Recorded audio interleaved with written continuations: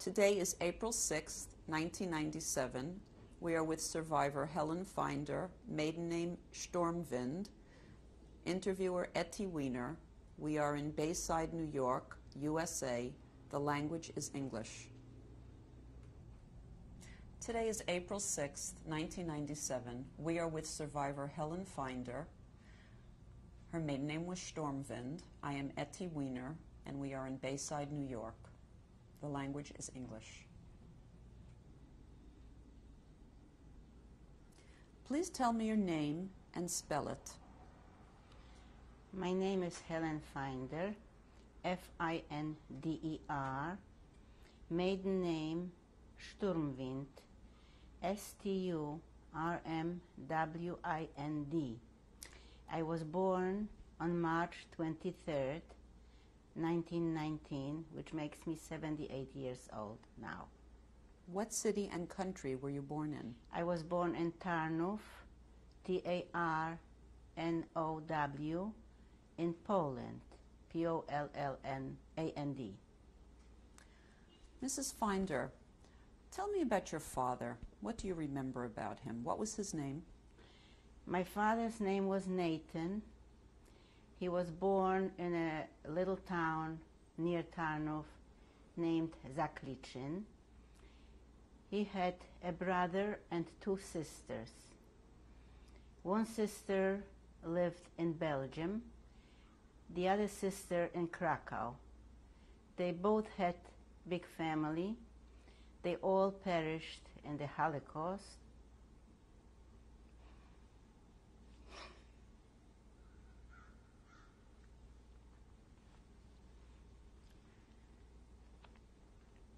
My father was in the Polish army. He was married, lived in Tarnów, had a wife and two daughters, but then his wife passed away and he remained with the two little daughters. My mother was in the United States at the time. She came to the United States when she was very young, and my uncle, who was my mother's brother and a very good friend of my father, brought my mother back from the United States to marry my father. What was your mother's name? My mother's name was Doba. Her maiden name was Sokoler.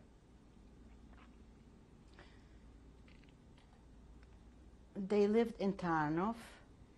They had together 6 children, which makes me one of 8. Do you know when they got married? My father, about 1909, because my sister from my mother was born in 1911. And I know that they married about 2 years before, 1 or 2 years before that. Your father served in the armed forces in World War I. Do you know what? He was, I think, in the infantry. In the Polish army? Right, right. He was 10 years your mother's senior. How did it come about that the two of them married? As I mentioned, my uncle brought my mother over because my mother was a religious woman and she couldn't find a religious enough guy to marry in the United States. So my uncle did her a favor and brought her over to Poland to marry my father. How did your father earn a living? We had, when I was a very little girl, we had like a little farm in Tarnów. We just had cows, and we made products from the milk. And we had a little store that we sold the milk products in. But my father wasn't a very successful businessman. Somehow he lost his livestock, and he sold it and he lost part of it. Anyway, it came to a point where he sold part of our property, and being that he liked big business, always liked big business and was never successful in it. So he bought himself a truck, a Ford, I remember, and he used to transport merchandise for people from Tarnów to other towns, mostly to Krakow, to Katowice, and at the time nobody chauffeured his own car or his truck, so we had to have a person to do it. We had a chauffeur who was very careless, did a lot of accidents, and finally one day going to Krynica, which is a resort where my father opened a fruit business for the summer, and he was transporting the fruit from the town where he bought it to Krynica. The whole truck turned over and it burned. So my mother was very happy about it, that my father came out all right, he wasn't hurt, and the business will be over, because it was only it was very bad.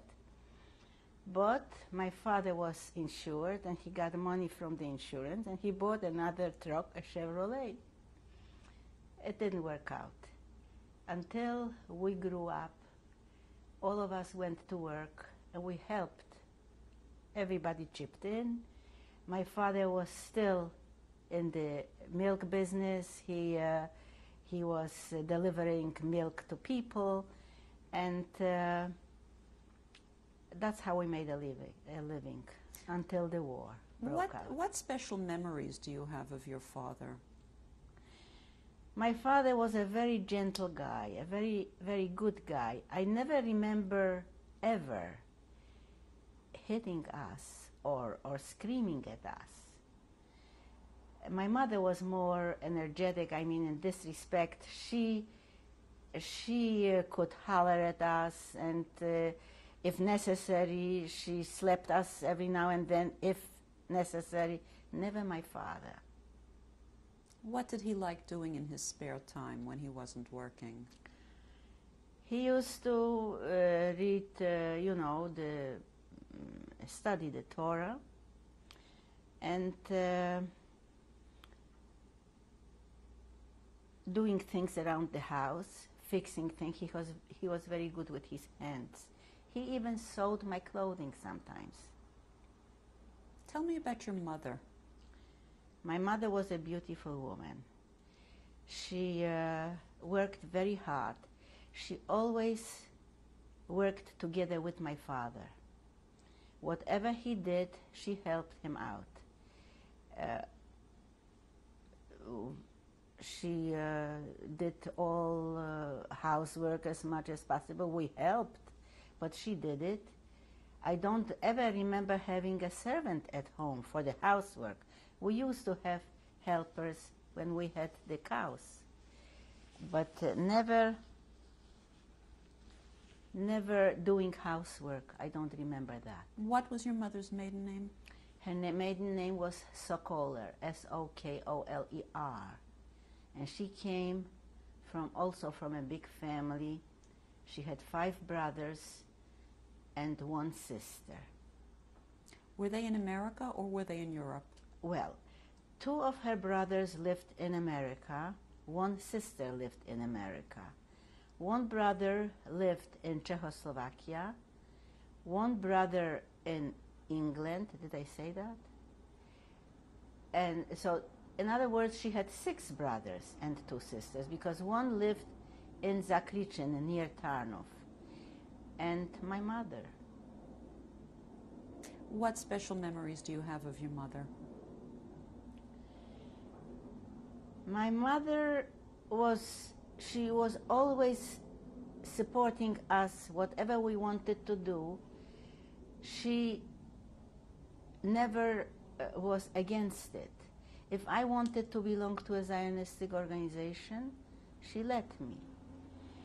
She never told us what to do.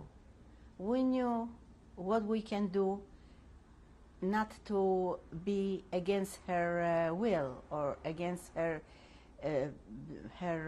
ideas, her beliefs. She was a religious woman. She didn't go to shul like every Saturday, but she used to go on when we blessed the new month, and of course Rosh Hashanah and Yom Kippur. She looked more like our sister than our mother. She kept very young looking, and she was a very special person. Tell me about your siblings. Start with the oldest, your two half-sisters. I had two sisters, which were my father's daughters, but we were brought up in a way where I found out about my two sisters, that they are not my mother's daughters, when I was quite maybe 13 years old. Those were the two. Then I had another. Their names? One was Fela, and the other one was Mina. Then I had my sister Dora, who was born in 1911 in March. Then I had a brother who was born in 1913. His name? His name was Israel. He was born in April 1913. Then I had a sister, Liba, who is here now, still living in Jackson Heights. She was born in 1914 in July. Then it was me. I was born in 1919, March 23rd. Then I had a brother, Bernard, who was born in 1921.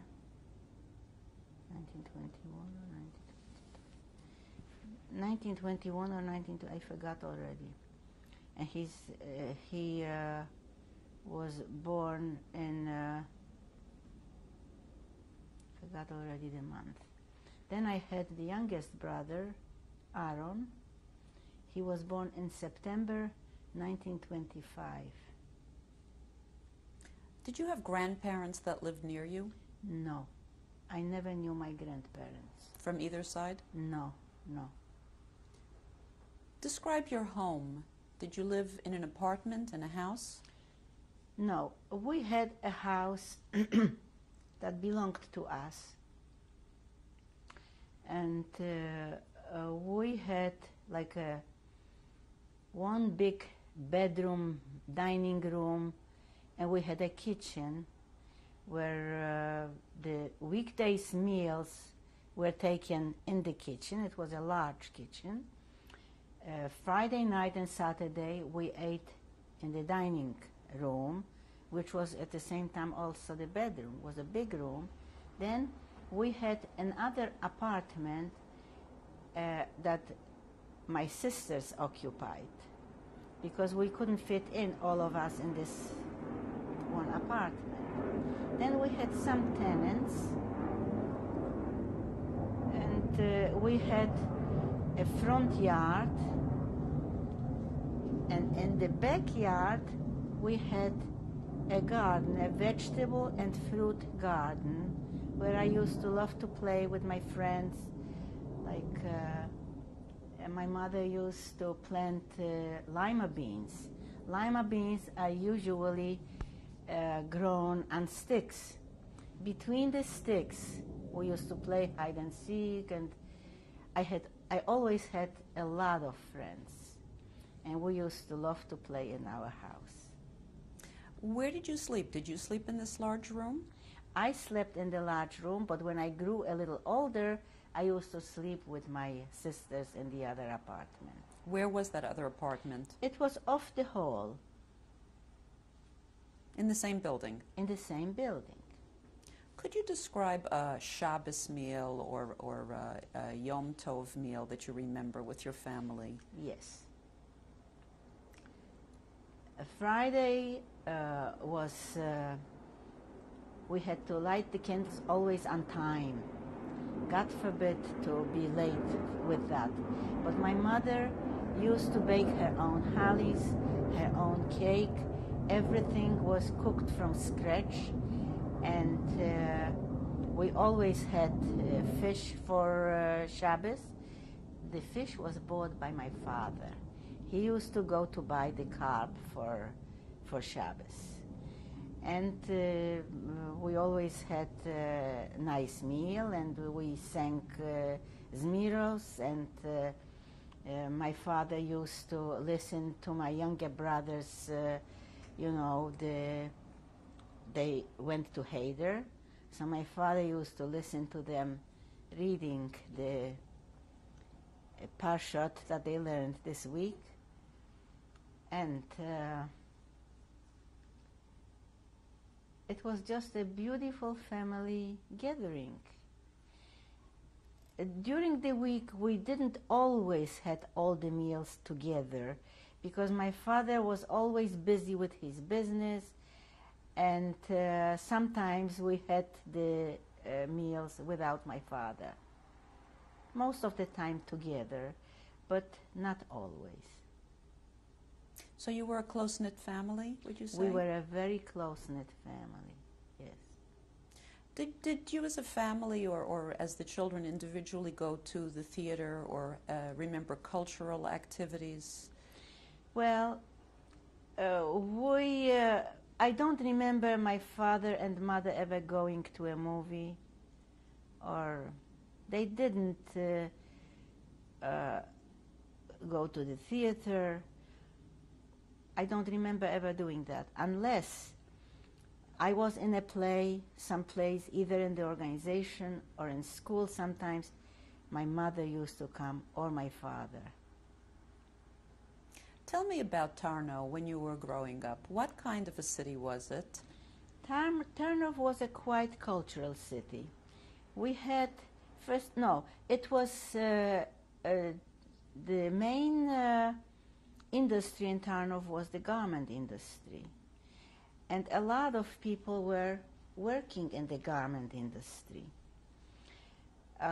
Except for that, it was quite cultural. We had an awful lot of organizations, youth organizations, Zionistic, or like we had the Hanor, the Akiba, then we had the Shomer Hatzair, a little bit on the left side.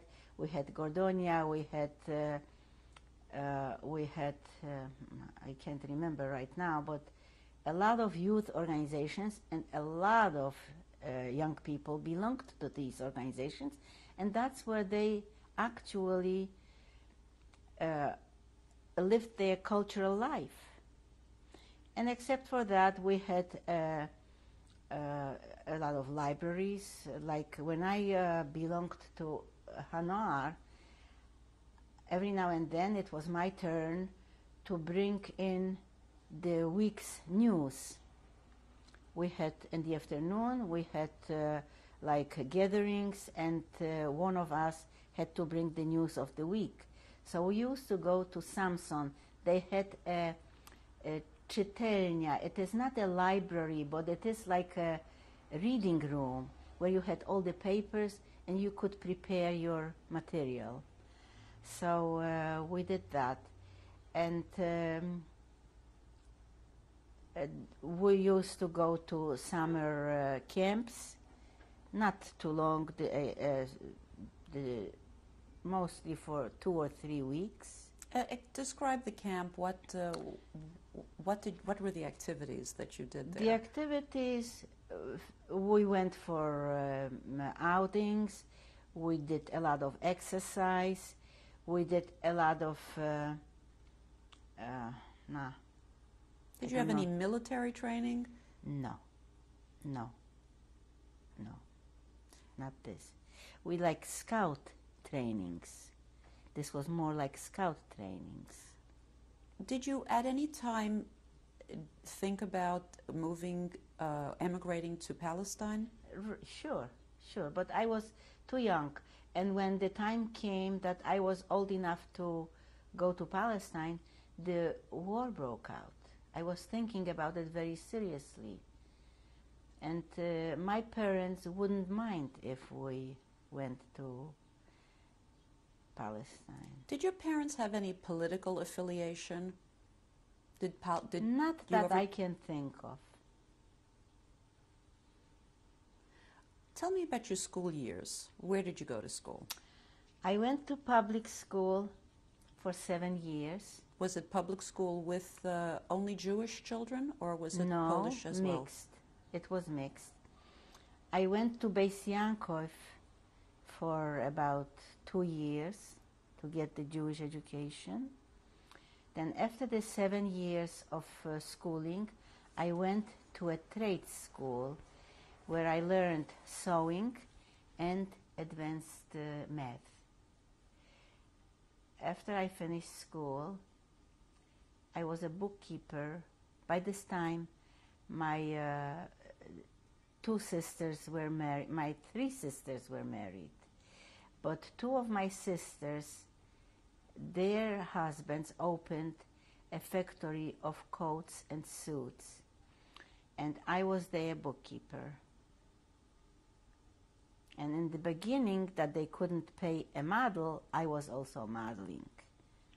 So after they could afford a real model, I was just, I didn't do it anymore. Did you live only among Jews in Tarnow? Did the Jewish community... Not in my section of the town. You lived... My section of town, we had all around non-Jewish neighbors, and we were very good with them. We never experienced anti-Semitism from them. Sometimes we felt it in school or sometimes out in the street, but not from my neighbors. Were you ever the target of anti-Semitic incidents in school, or do you know any of your friends that were? I actually was not. Until the war broke out, I was never the target of anti-Semitism. And I don't remember of my friends being, bothered. How did your life start to change? Your daily life being what it was, describe how things started to change for you and how you became more aware of what was going on in Germany with the rise of Hitler to power. Well, when the Germans came to Tarnow, to Poland, my parents, and there was talk about young people going to labor camps, my parents decided that we leave Tarnow. My brother was at the time married too, and my sister-in-law had family in Tarnopol, which was at the Russian territory, because in the beginning the Germans and the Russians were allies, and one started to come on one side towards Poland, and the Germans started on the other side, and they stopped in Przemyśl. So one side was German, one side was Russian. And my parents decided that we go to the Russian side. So we started out for Tarnopol. We lived in Tarnopol. When was this? Do you remember? This was in 1939, late October 1939. We lived in Tarnopol until, I don't know, about May of 1941. No, 1940, when the Russians started to take people and send them to Siberia. And we were somebody told us that we might be chosen to go with these transports to Siberia. Who told you? Some people that we knew who were closer to the authorities told us that we might be sent to Siberia. Whole families were sent? No. You see, who went to Tarnopol? My brother and sister-in-law, my sister, one of my brothers, and I. We went. The others remained in Tarnov. They still remained in the house? They still remained in their homes. They were married, and my parents remained with my youngest brother in their house. So, being that we were afraid to be sent to Siberia, we moved to a different town, to Brzeżany. And we lived in Brzeżany. We were, how did we make a living? We sold what we took with us. We sold even part of our clothing to buy some food. We couldn't get work. In Brzeżany we couldn't. In Tarnopol, my brother worked, my sister worked, and somehow we managed. But in Brzeżany, we couldn't make a living. We couldn't get work. So we were in Brzeżany, living like this. We made some friends who were helping us out. And this was till about June 1941. During this time, did you have any contact with the local population, and how were you treated by them? Very well. We were treated very well by them. In 1941, a war broke out between Germany and Russia, and they fought between them. And the Germans came to Brzeżany, to the territories taken before by Russia.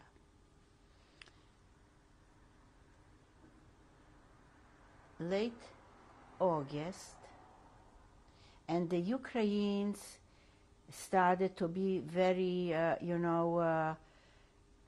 they persecuted the Jews. Like when we wanted to buy some food in the marketplace, we were not allowed to come before 10. Everybody else could buy their food before 10. After 10, we were allowed to come. If they find you, they beat you up and they send you back home. So at this point, did you need to wear an armband? Did you need to identify yourself in any way as a Jew? Not over there, no. By the end of August,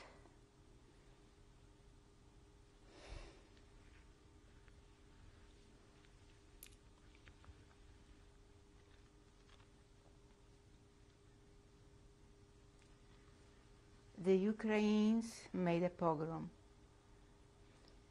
They took two of my brothers. They buried them alive. It was a tremendous big grave, and they murdered a lot of people then. Do you know how many people they buried in that grave? I don't remember. I don't remember how many. But I was young and I think was naive. And I went to the authorities. I wanted to bury my brothers at a cemetery, at the Jewish cemetery.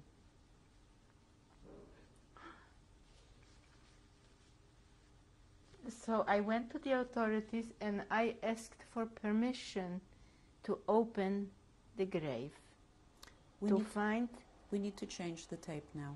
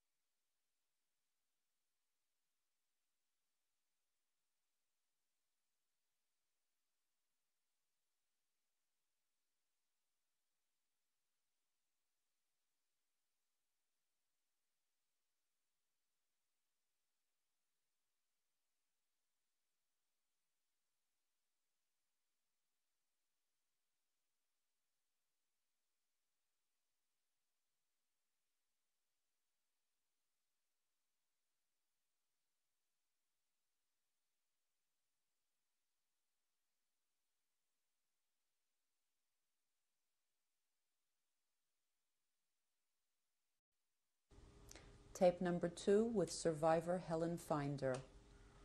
Please continue. You were telling me about your 2 brothers. Would you give me their names, please?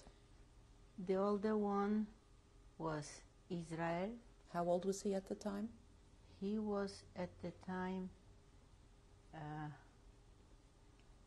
about 25 or And the 26. And the other one was 19. His name was Benjamin.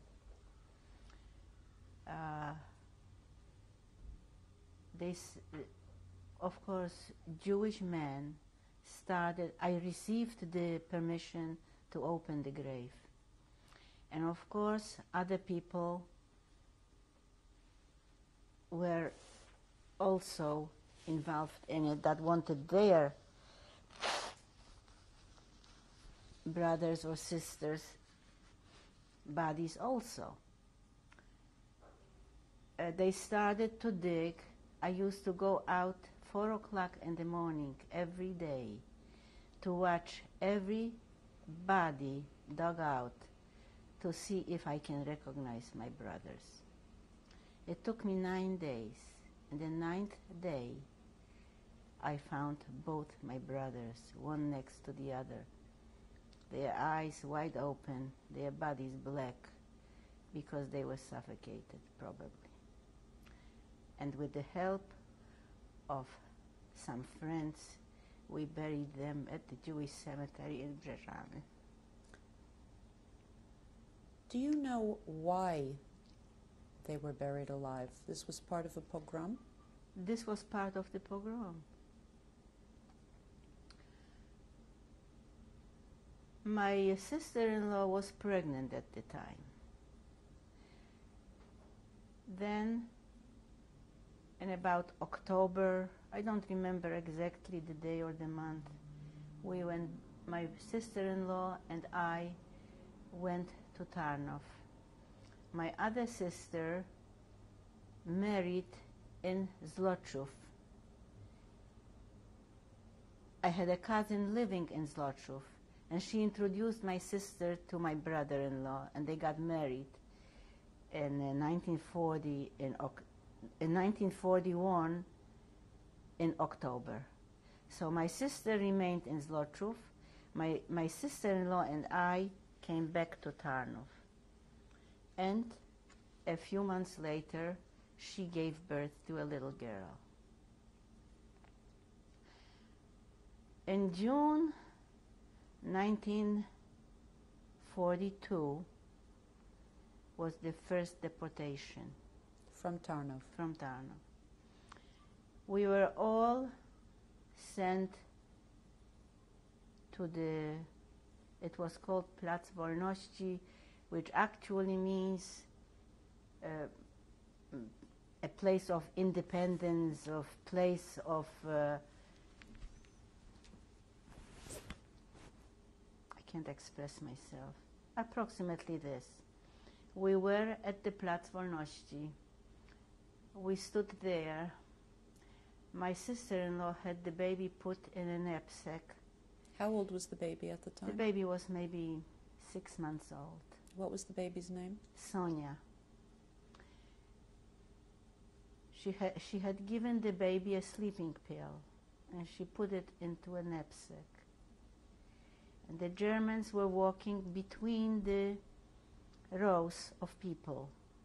They took her knapsack away, and they just threw it away. And my sister-in-law ran after them, and she was shot.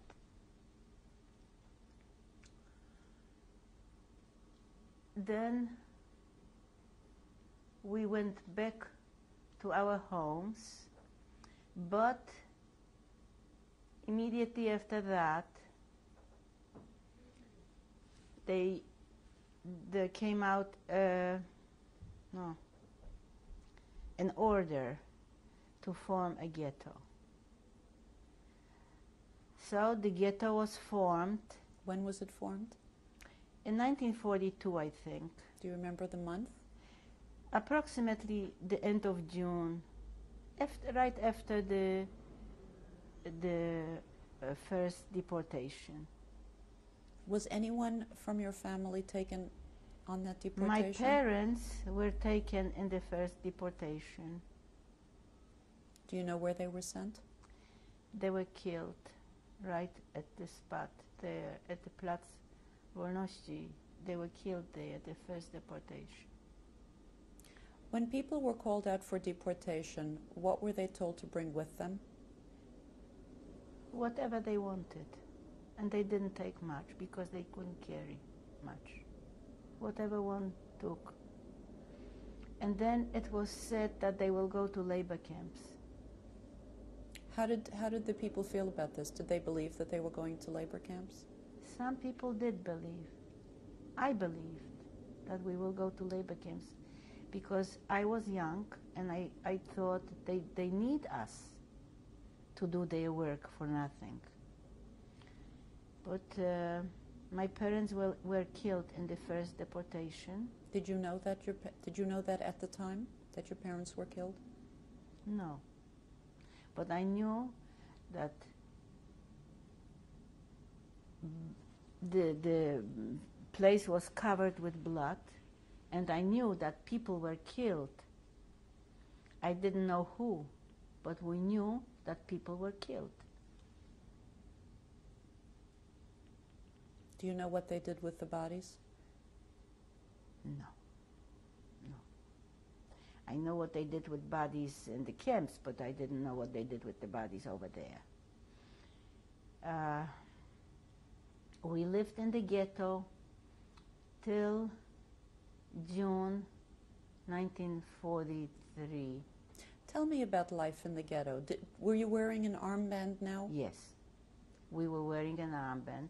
We were wearing an armband still in 1941 when I returned from Brzeżany. We were wearing armbands.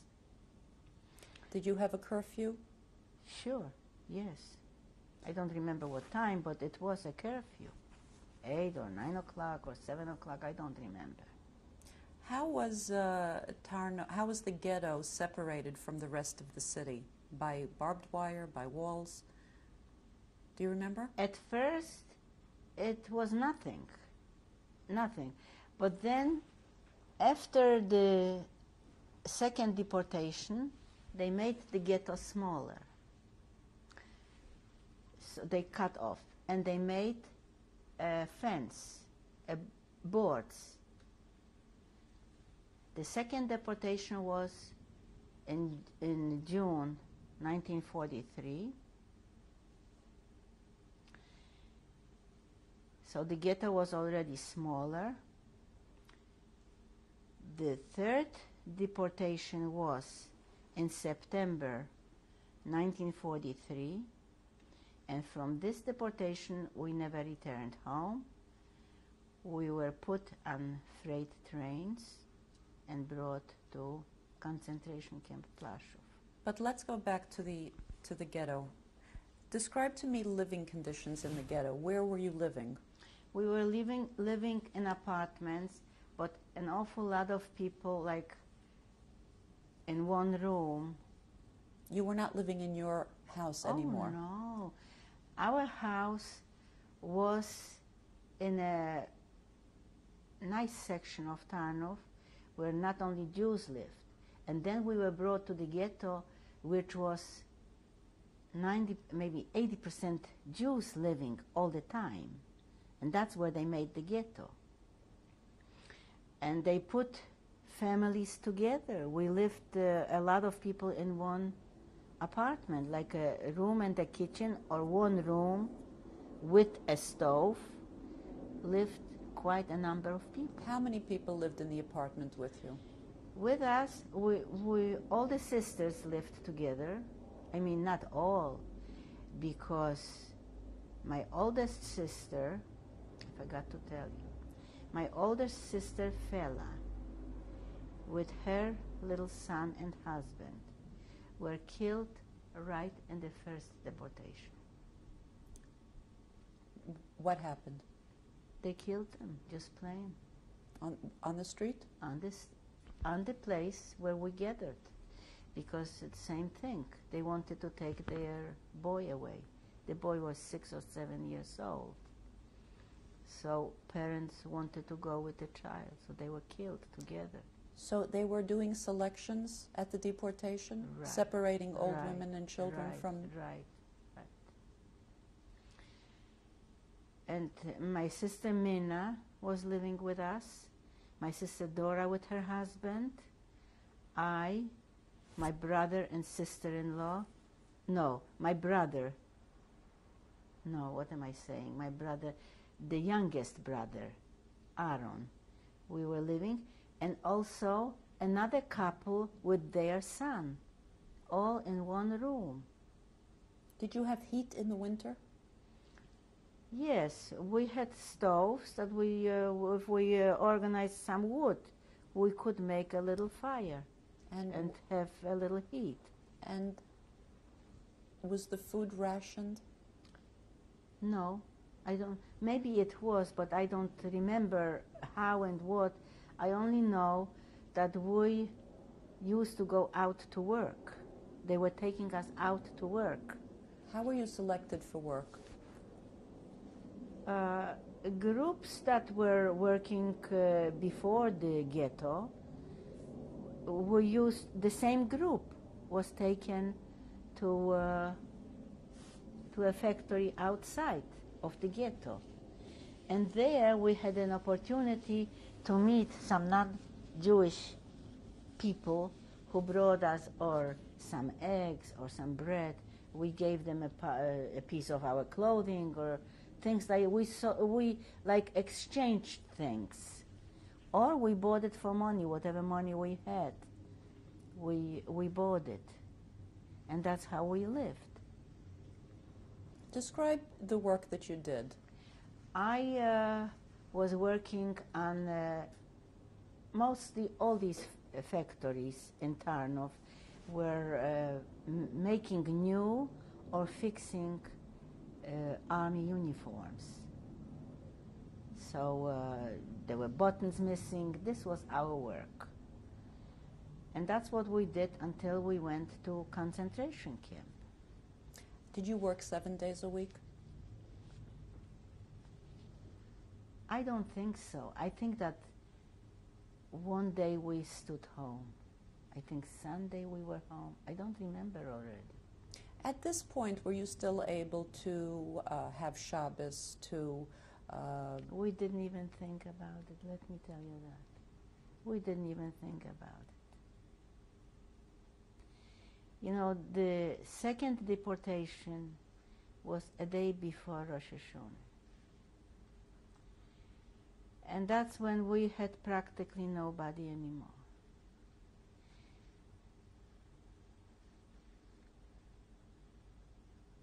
I don't remember, was it? Yes, it was one day before Rosh Hashanah. They took practically every older person then. I had nobody anymore. I had my brothers killed and my parents were not there anymore. My sister with her child and her husband was not there anymore. And we didn't even think of Rosh Hashanah or didn't even dawn on us that we should celebrate.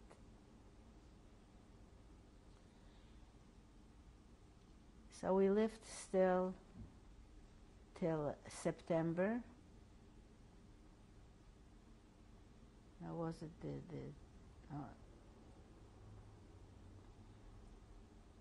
September 1942 was the second deportation, and this was a day before Rosh Hashanah.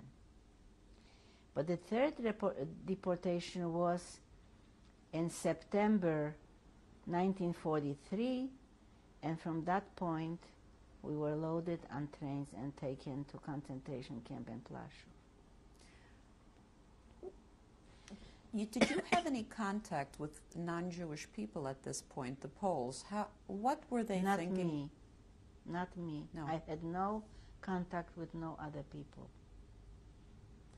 Describe to me the last deportation when you were taken to Plaszow.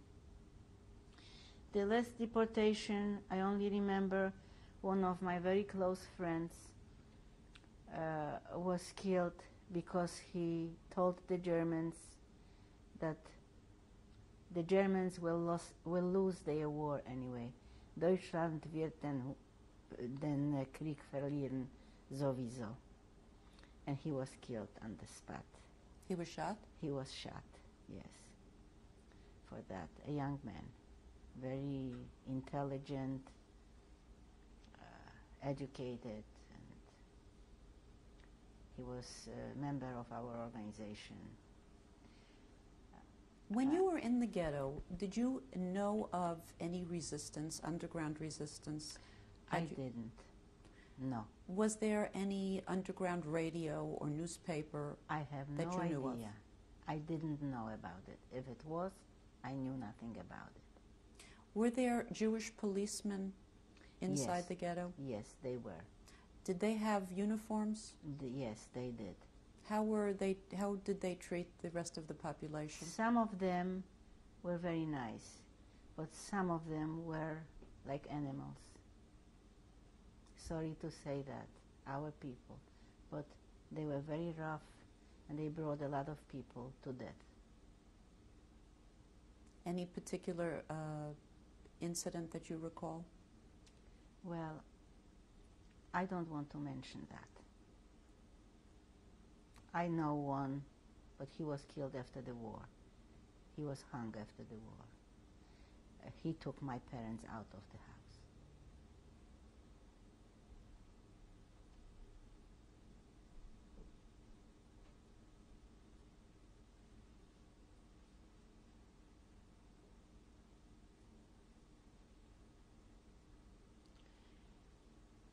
Then in Plaszow, Describe the trip to Plaszow. we were put on freight trains. A lot of it. We couldn't sit. We couldn't bend down. We were just put in like sardines. An awful lot of people in one train. What did you take with you? I don't remember if I had anything. I was taken from the place of where we gathered. We were not allowed to go back into the house. And whatever I took, whatever I had with me, I don't know, maybe some underwear or some clothing with me. Money we didn't have. Food? Food, maybe we had some. I don't remember. Anyway, we came to Plaszow. How long was the trip? I don't remember, but it could be maybe 3 hours. Tarnów from Krakow was not that far. 3 or 4 hours maybe. We were greeted by Mr. and Mrs. Hilowicz, who were Jews, and they were the Lagerführers there, chosen by the Germans. They used horrible language, and they beat us. They had these long, they were not clubs. Clubs are short, but those were these very long paiches, like, I don't know how you call them in English. Whips? Whips, right. They were whips. So they whipped us, and we were segregated groups and sent to barracks. Describe the barracks. The barrack was a long shed with bunk beds, straw on the bunk beds. How many layers?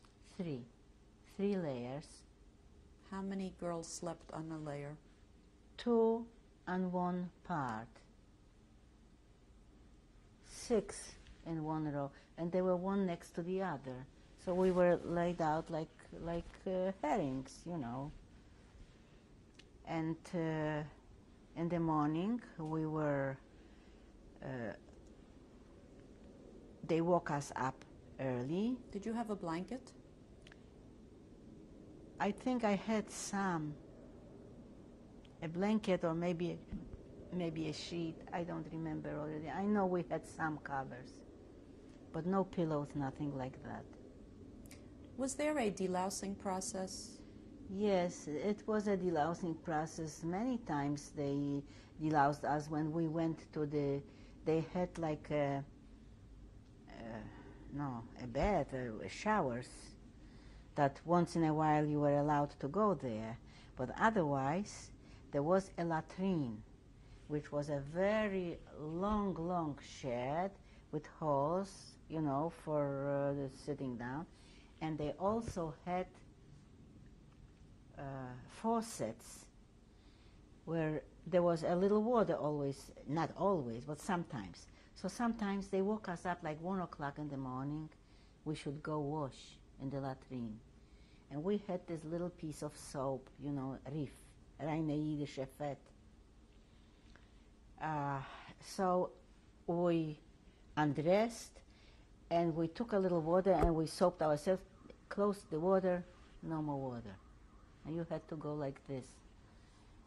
You had a piece of schmatte or something to wipe yourself the soap off, and that was it. And every now and then, when you went to the main bed where there were showers, you couldn't go there anytime you wanted. So while you undressed, they took your clothing for the Entlausung. You know. Did you get the same clothing back or different clothing? Sometimes you got the same clothing back, and sometimes you got different clothing. Describe what you wore. Was it a uniform that you were given, or was it the clothing you came in? In Plaszów, I had the clothing, not for long. They gave me different things. They gave me, like, let's say, they gave me a coat that my sleeves were a little bit over my elbows, and the whole thing was very short, and I had to use a string to keep it together, and it was just unbelievable. It was just terrible.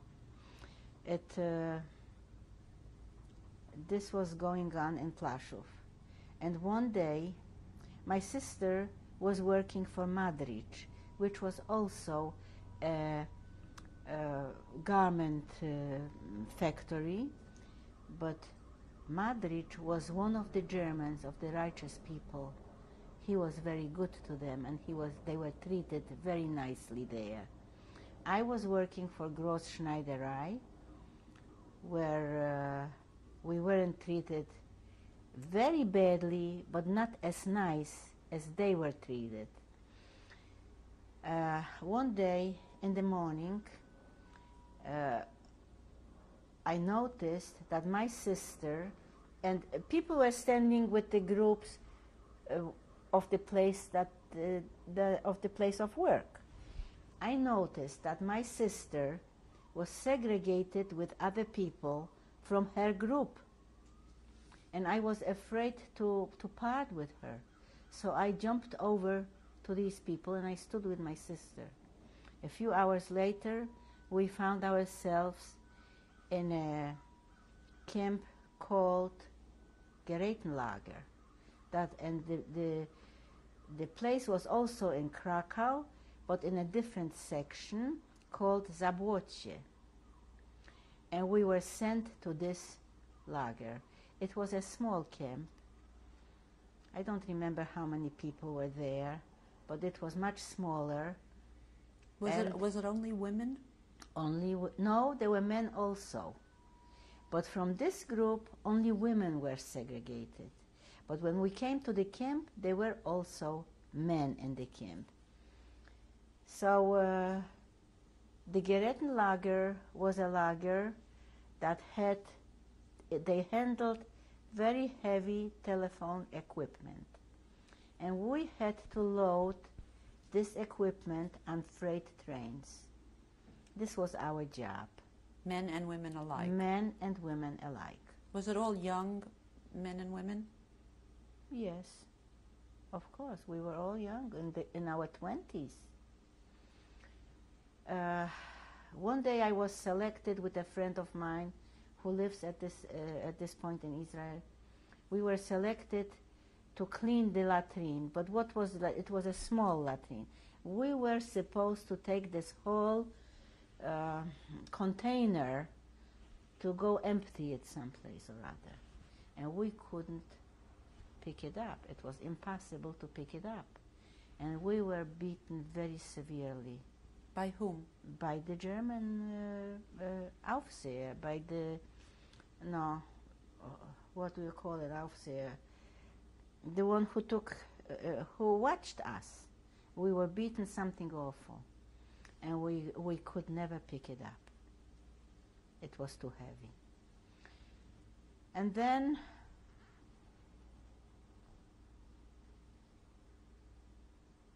we were for some months in this, yes, in this camp we didn't have, we had a separate latrine and a separate place to wash. So when there was water, we all ran into this place and we undressed to get washed. So there was one of the Germans, a colonel I think, he wore glasses, and it was his biggest pleasure to open the door and take pictures of us. So of course we screamed. And while you were taking showers? It wasn't even a shower. They were faucets with running water. So he took pictures of us. And when we screamed, he had this long, what you mentioned? Whip, and he beat us. He went in and he beat us very, very severely, and he took pictures, he walked out. Do you remember his name? No. I remember his face, and I will always remember it. His smiling face, the satisfaction on his face. It was something that you can never forget. Then, in about middle of August in 1944, we were sent back to Płaszów. Were you assigned a number or a tattoo? I was assigned a number first in a tattoo I had in Gerätenlager. I had a KL on my arm, but after the war, as soon as I started to wear a watch, the KL wore off. Disappeared? It disappeared. We were brought back to Płaszów. Płaszów was already, there wasn't too many people in Płaszów. Was it the same group of girls that left that was brought back, or was it a different group when you came back? No, the same, you mean sent to Płaszów? The same group of people with the others. Everyone came back? Everyone. They just liquidated the Zabłocie camp. You were still with your sister? Yes, I was with my sister. Anyone else from your hometown or that you knew? Just a moment. Was I with my sister? Yes, I was with my sister. But we weren't working together in Płaszów again, because in Płaszów we were sent to every day to a different type of work. Like one day we were digging potatoes, one day we were cleaning latrines, one day we were clothing, we were sorting clothing in the, in the warehouse. Whose clothing? Clothing that was left from people, or whatever. And they were giving it out. If you took a shower, let's say, they took your clothing, so you gave your clothing for Entlausung. So they were probably giving people other clothing. We'll need to change tapes now. Okay.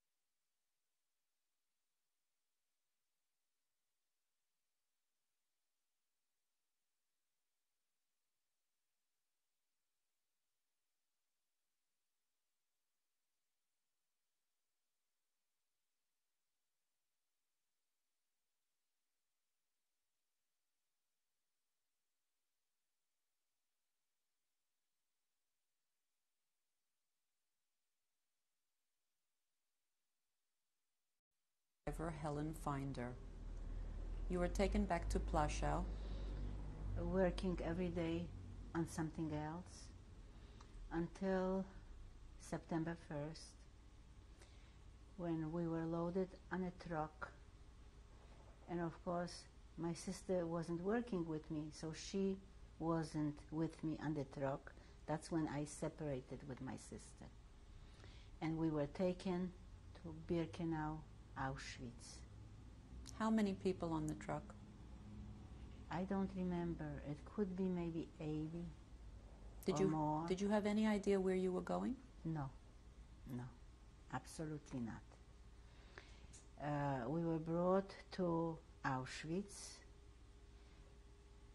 They took away whatever we had. In fact, I wasn't feeling well, so a friend of mine got me vitamin B injections. And I gave it to somebody, to some girl who told me that she knows a cousin of mine from Czechoslovakia. So I gave it to her. I never saw it back. Where did she get those vitamin shots She from? had connections with outside Polish people. And she got them. And we were put into a, through the showers. Our heads were shaven off. And we were sent to Birkenau. Describe Birkenau. Birkenau was a camp where it was a transit camp. You didn't work there. You just sat there and waited. It had like a long thing go. It was a stove. It went through the length of the whole barrack. And we were sitting like maybe 10 people on one piece of sitting on it. So at night we slept like one slept and one had to sit, or sleeping sitting up. So, and on this stove there was one, the Stubenführer, that is the one from this particular barrack. The guard? A guard. And one night we woke up screaming. I had the feeling that water is coming on one side and drowning us. And this guard with that long whip, she was walking on this stove and she was talking Jewish. Schluft's, Beheimes, setting gunish geschehen. You know what I mean. Sleep animals, nothing and happened. Nothing will happen to you. But this was Birkenau. Then what, you didn't work in Birkenau? Nothing. What did you nothing. do all day? Sitting on this piece of... Indoors all day? Indoors. All day indoors. What were your 1 food o'clock rations? in the morning, they woke us up.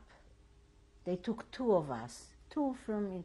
And we were bringing a big kettle of... It was supposed to be coffee. And they were giving us at night some coffee. But it was just plain water with something in it. That was your only ration? I don't remember having bread. I don't remember that. Maybe we were given a piece of bread. I don't remember that. Do you remember what conversations you had with other girls sitting on those? You know, the funniest thing, most of us were very pessimistic. And I always was optimistic. They were laughing at me. They couldn't believe that I can think like this. But I used to tell them, you know what? I am going to live through all this torture. I always had this in my mind, that I must live it through to tell somebody about it.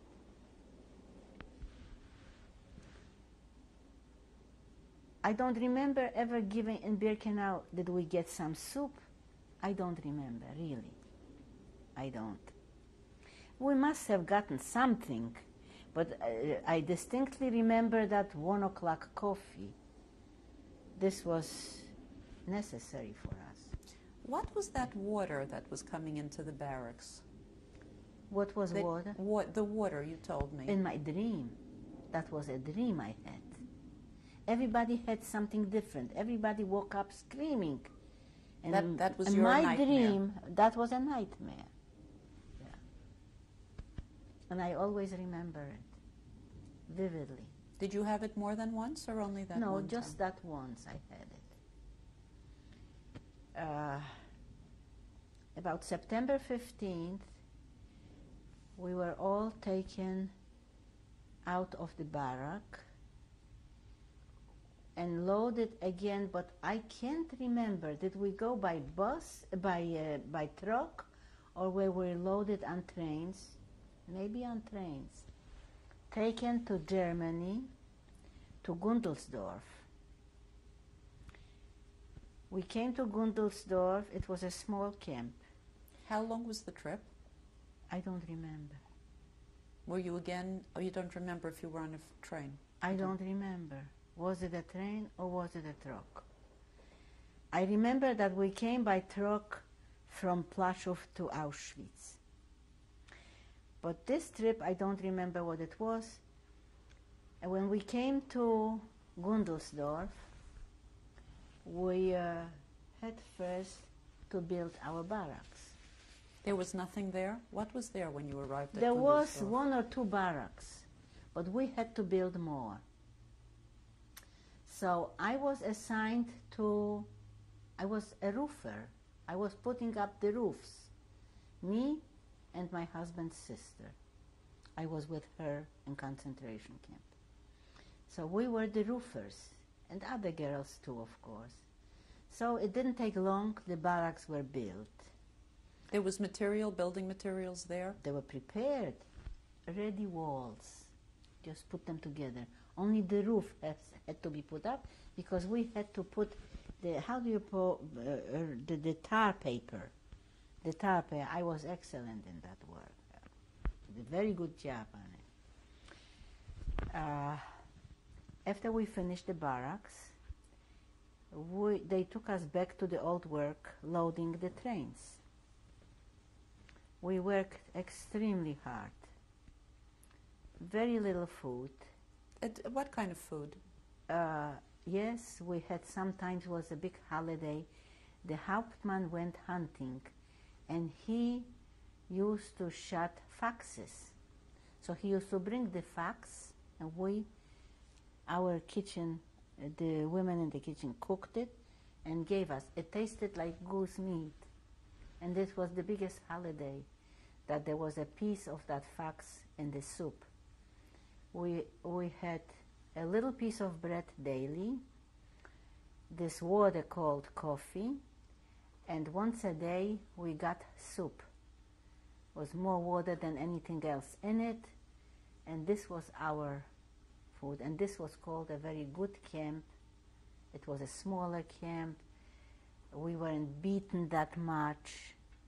This was already the good camp. But we were working extremely hard. Could you describe it Seelapel? Did you have Seelapel in the morning when they woke you? In Gundelsdorf, they woke us. We didn't have a special place together. We just formed rows and we marched to work. Everybody the same type of work. Was this only a women's camp? Were you only with women here? Over there we were only women, yes. Gundelsdorf was only women. I remember once we had one woman, very observant Jew, who knew that we will have, that Yom Kippur is coming up. And we decided to fast on Yom Kippur. So because of that, they made us work till midnight. On Yom Kippur? On Yom Kippur. They made us work till midnight, and when we came back from work, we didn't get any food. So this was the Yom Kippur I remember, and I always will. Between the work that of loading the trains, I was picked with 3 more girls to supply the German kitchen with wood for burning their stove, cooking. We had to find our own wood. We had to saw it and chop it. Were you allowed to go into the woods by yourself in order There to were find... no woods. There was only the terrain of the barrack and where the trains were. So there we had to look for the wood. And we found it. We always found it. We were sometimes sent to the Kartoffelkeller. They had potatoes stacked in cellars. So I was sent with another girl for the potatoes to supply the kitchen. And we wore striped pants, shaven heads, and striped jackets. Did you have a number? Yes. In Auschwitz, I got a number. My number was 52860. It was not tattooed on your body, was it? It wasn't, no. It was sewed on our clothing. We had to, with a marking pencil, write it on and put it on our clothing. Anyway, when I used to come in the evening to the barrack, the girls were furious. You go to the Kartoffelkeller and you never bring us a potato.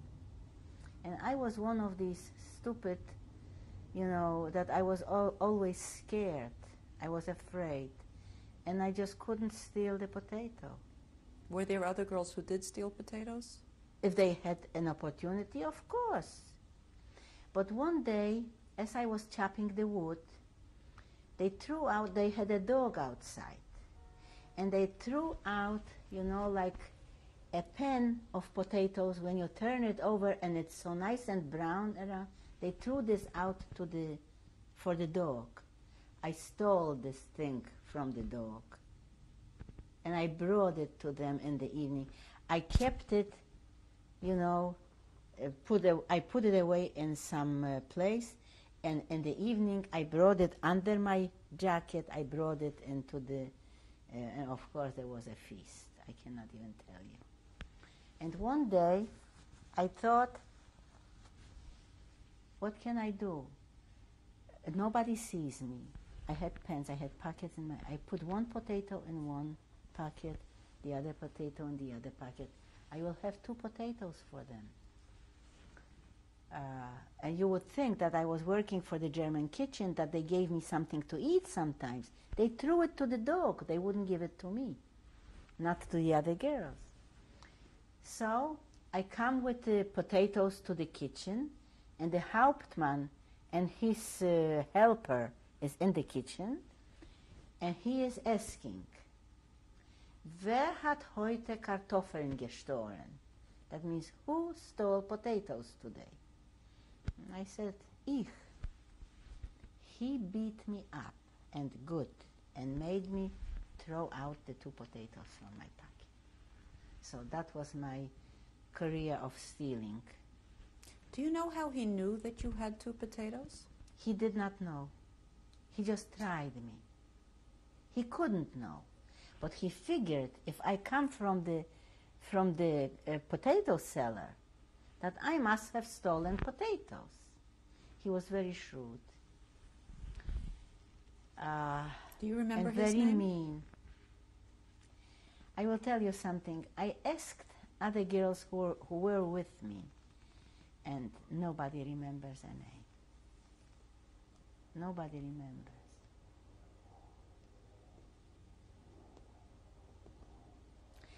And then, one day,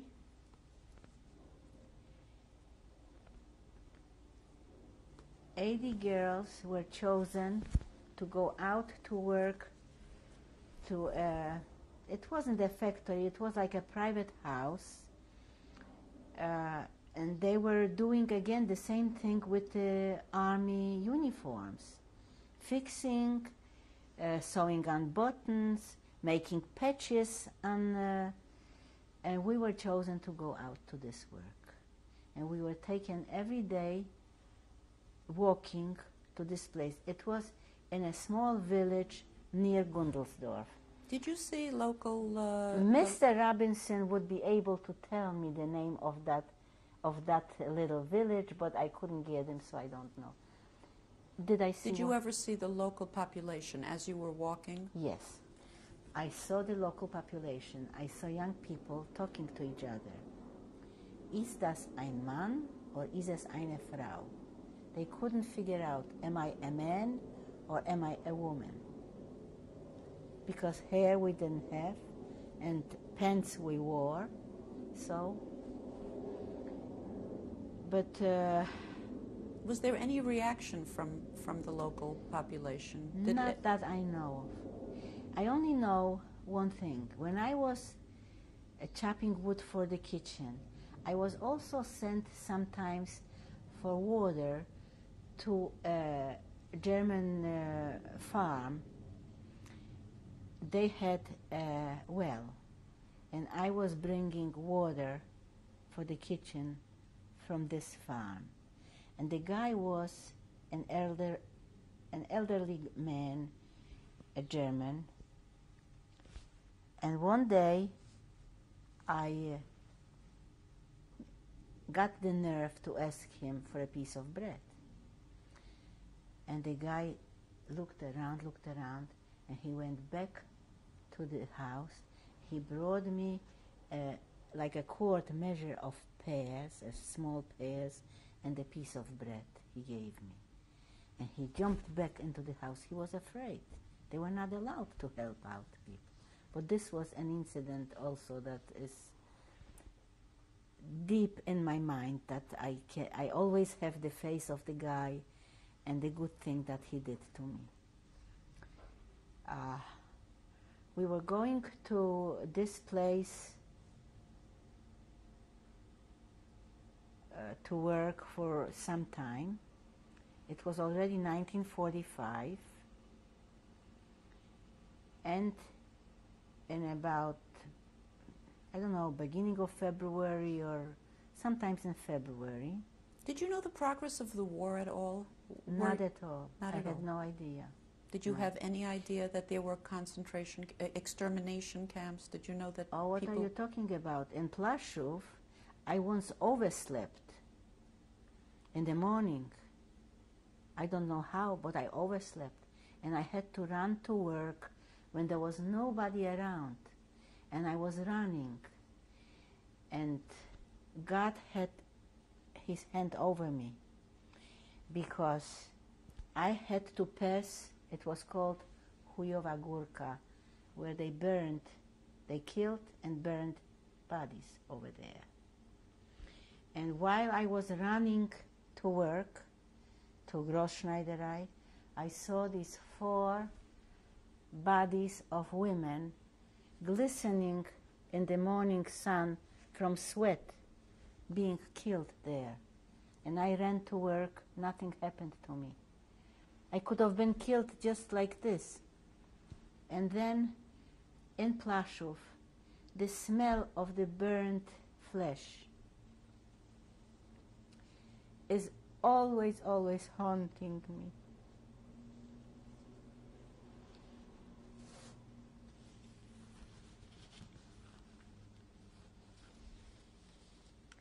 For years I didn't touch barbecued meat because it reminded me of it. Lately I started, but this is something that you can never forget.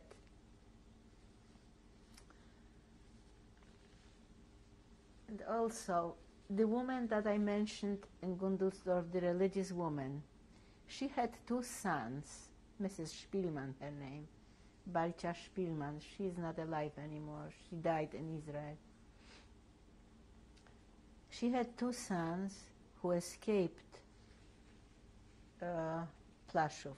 They ran out. I mean, they went out to work and they ran away. They caught them. And one late afternoon, they gathered the whole population of the whole camp. And we had to look how they were hanging them. And this mother had to watch her son being hanged. That was in Płaszów. So now we are working in that, I don't remember the name of the guy. He seemed to me like he was Norwegian or some Scandinavian country. He owned this place and we worked for him. What was the name of the factory? It wasn't a factory, it was a house. And he was the boss over it.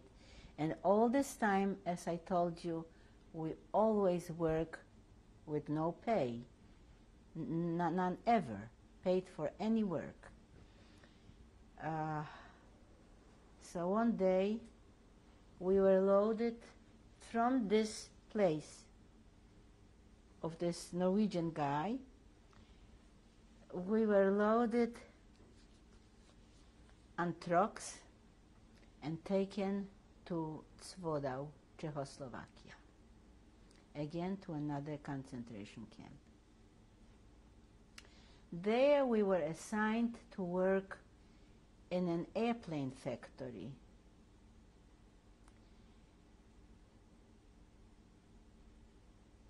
I was making very precious part for the plane, like a little piece of some kind of plastic thing. I had to put in little metal things into it, a part for an airplane. And this was going on for some time. Once somebody escaped, one of the girls escaped, and they were going to punish us for it. They couldn't find her. So they gather us outside, and the Sturmführer was trying to select some girls. So the ones that looked a little bit Aryan, she took out from this group. And the rest of the group, they gathered us at an open grave all around. And we were going to be shot. Because someone escaped? Because someone escaped. Anyway, it took hours and hours and hours. We stood there waiting. When it got a little bit dark, they sent us back to the camp. And we were in the same camp with Christian girls, Polish girls. Why were they in the camp? Maybe they were, whores, who knows. Some of them were gypsies, not too many, a few maybe. Anyway, the Polish girls, at night, of course, you couldn't sleep.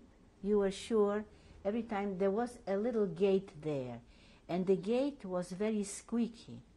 Every time you hear the gate squeak, you thought that they are coming back for you.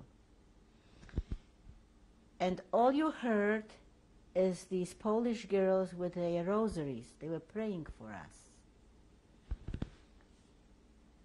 And when it got a little bit lighter, I looked, we had little windows there. I was laying on my, that bunk bed.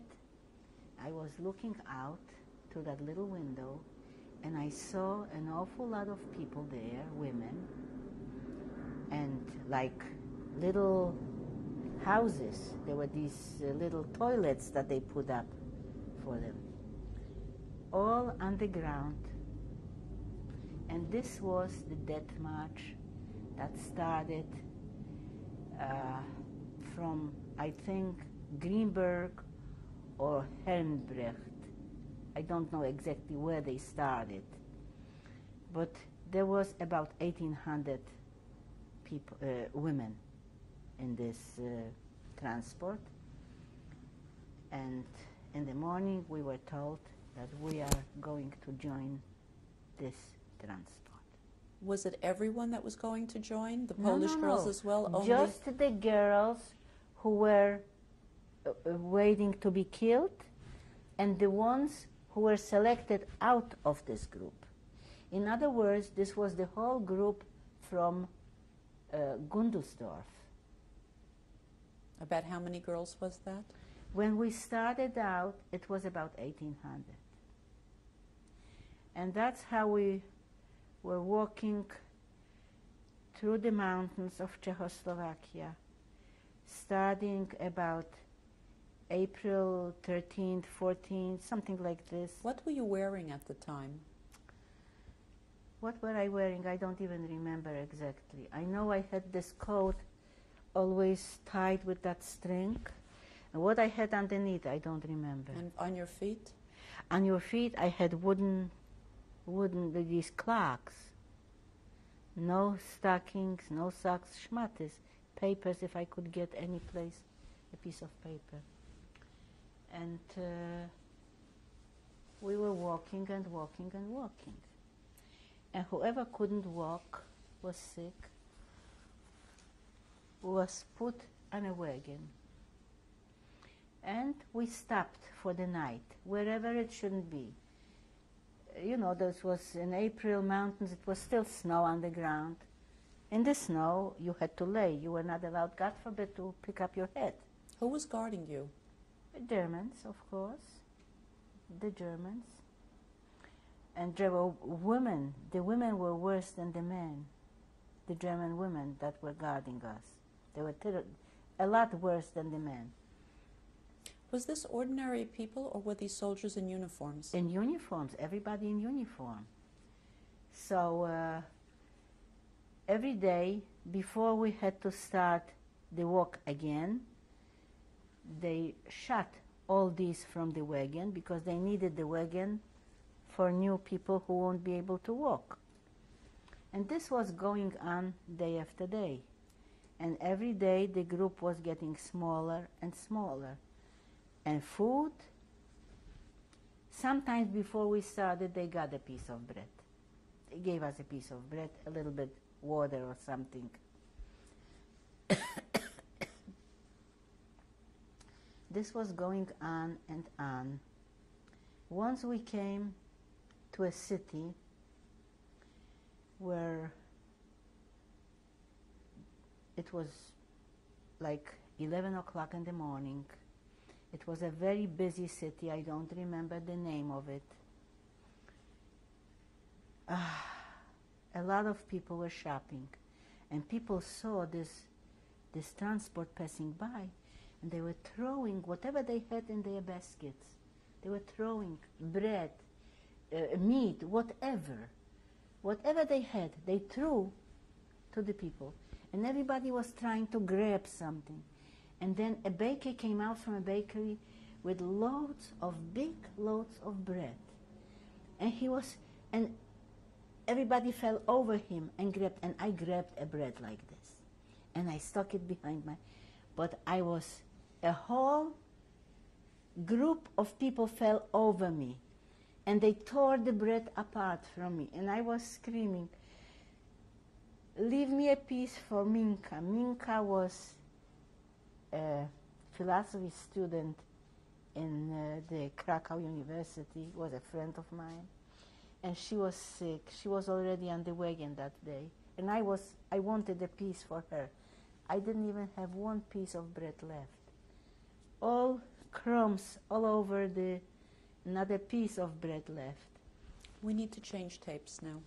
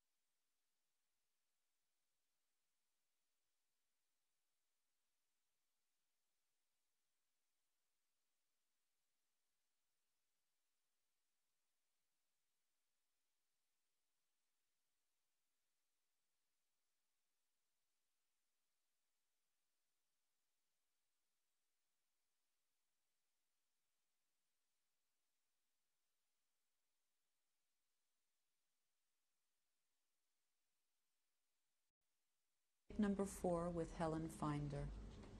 Continue, please. In this town, some of the girls escaped. There was a cemetery nearby. They ran to the cemetery and they hid behind the monuments. And a lot of them escaped. We kept on marching. Of course, the following morning, my friend Minka was shot because they shot everybody from the wagon. She was killed. We were marching on and on. Every day the group was getting smaller and smaller, until one day we came to a place, to a sawmill. It was in Volare, and we were placed this time in the sawmill, not outside but indoors. I had boils on my legs that I had still, marks still today. And I felt too sick. I had a fever and I felt too sick to go on.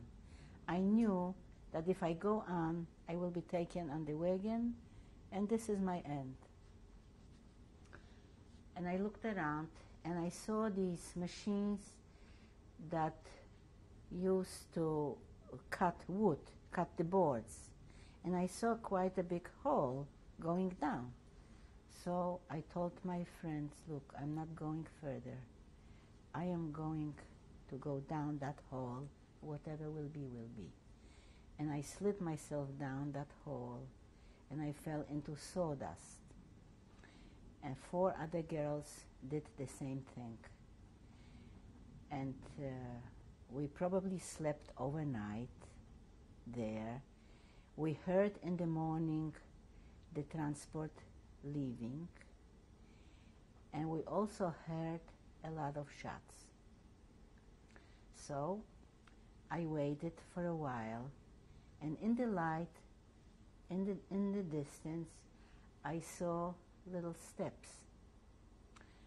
So I walked out the steps, and I found myself in that hall where we all were the night before, the day before.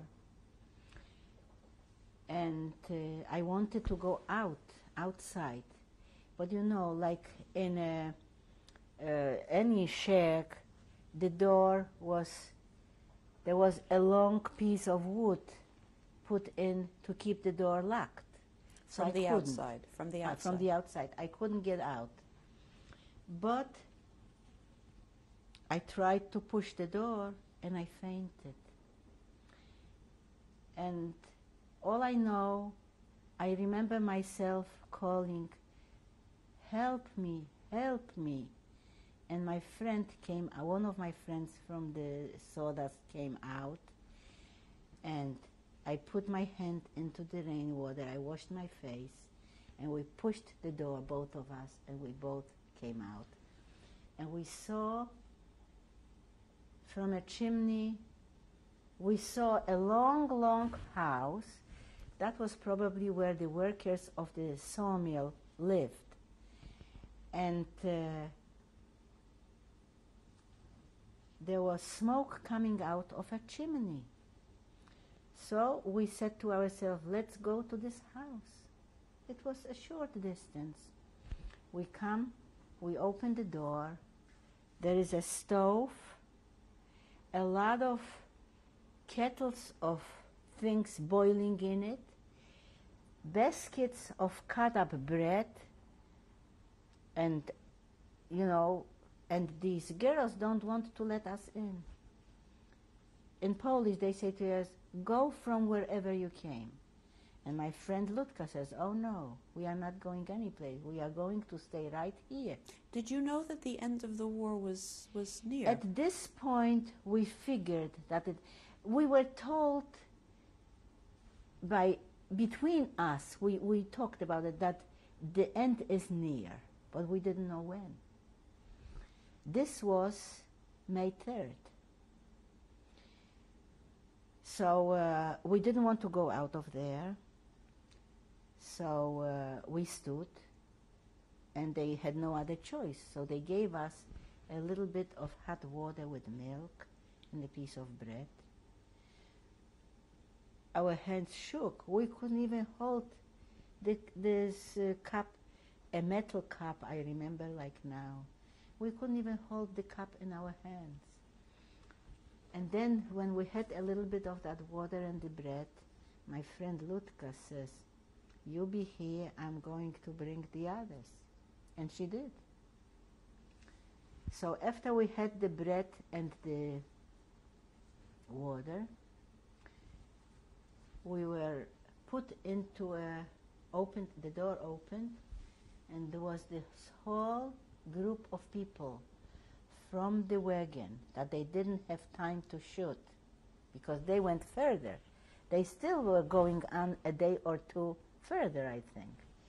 But everybody was laying on this straw, and everybody deadly sick, and we were added onto this group to lay down there. And we slept overnight. My boils were killing me. And my fever, it was just awful. How old were you at this time? At this time, I must have been about 25, 26 even. No, 25 probably. I was 20 when the war broke out. Must have been 26 even. No, because I was married when I was 26, 27. Doesn't matter, a year or two, one way or another. In the morning, two of these girls from the kitchen pick me and my sister-in-law, and we have to take out the dead bodies that died overnight. So one took by the head and one took by the feet, and we were shown the room where to throw it, and there was a whole pile already there, and we just threw them in, and we went for the other body. 2 bodies we took out. Then we were sitting on that, laying on this straw, and we hear some men talking, came into the kitchen, and they were talking in German, and they were asking questions, and we were afraid that they are coming to take us back to the concentration camp. So my friend Rose Kluger and I, we ran the window. It was a rainy day. The window that had the dead bodies was open. So we ran in, and through the window we jumped out, and we slid ourselves under the board. You know, in a lumberyard where board, they have some room between the ground and the board. So we slid under these boards into the mud, into the wet, rainy thing, and we waited. Just the 2 of you? Just the 2 of us. And when we heard that the men went away, we crept out from under the wood, under the boards, and we started out towards the city. The first house that we knocked on, 2 women opened the door. They looked at us, and I don't remember what we told them, but they took us in. What nationality were these women? They were Czech. Do you remember Czech, their not names? Jewish. I don't remember their names. I have a picture of them. And I know that one was Marie and the other one I don't remember, but the second name I don't remember. They took us to the backyard. They took off all our clothing. They brought basins of hot water. They had us wash ourselves. They gave us clothing, different clothing, and they took us in their homes. In their home, they put us in bed, they fed us, and they were wonderful to us. How long did you stay there? maybe a day or two, not more, because maybe 2 days or maybe 3 days, because the American army formed a hospital in the meantime. Did you know the war was over at this time? On May 4th, we saw a white flag on the church tower, and we knew the war was over. But what happened to the rest, we didn't know. Anyway, the American army was going around houses looking for people, and they took us to this hospital. What did you think now that the war was over? What were you thinking? I can't even remember what I was thinking. I probably thought of who from my family lived through. I was thinking that where did I get all the strength to live through all this? And where did you get the strength to live through I this? don't know myself. I think a lot of it was my belief, that I believed very strongly that I will live through it to tell what happened. How did you feel about God at this point? I never lost belief in God. Never. You know, in the ghetto, before the second deportation, my sister, my oldest sister, didn't have a stamp on her paper. And she was sure whoever didn't get a stamp was sure to be killed or sent someplace that we didn't know where. So the last minute that we had to go to this place, to the Zapelplatz, to the Platz Wolności, it came to us to put boards. There was a bin, so we put boards in the bin, and she lied down on the boards, and that's how we left her there. And we went to the place. In the meantime, the Gestapo came.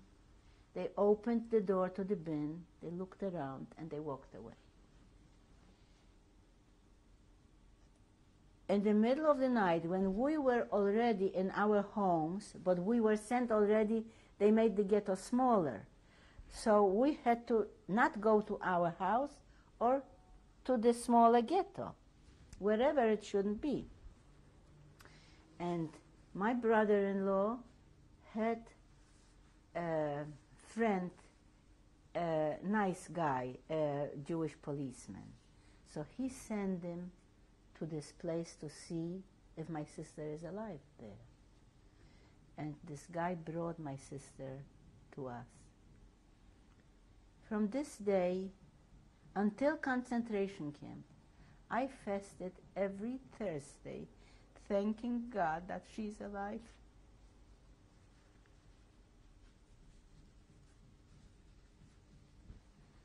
As little food as we had, I could live without it. And this was my way of thanking God for saving her life. So you never lost faith in God? I never did, no.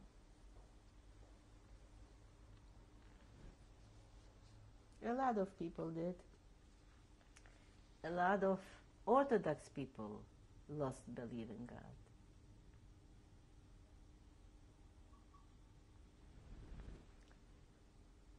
So in Volare,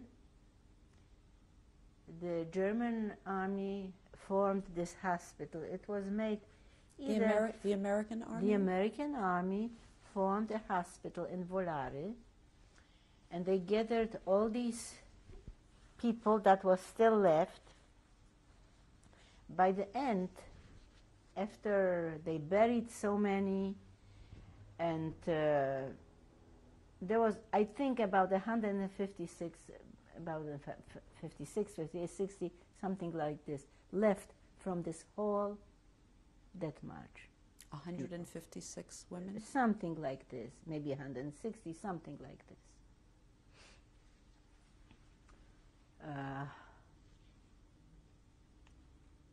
We were for sometimes we were in, and this sister later on went out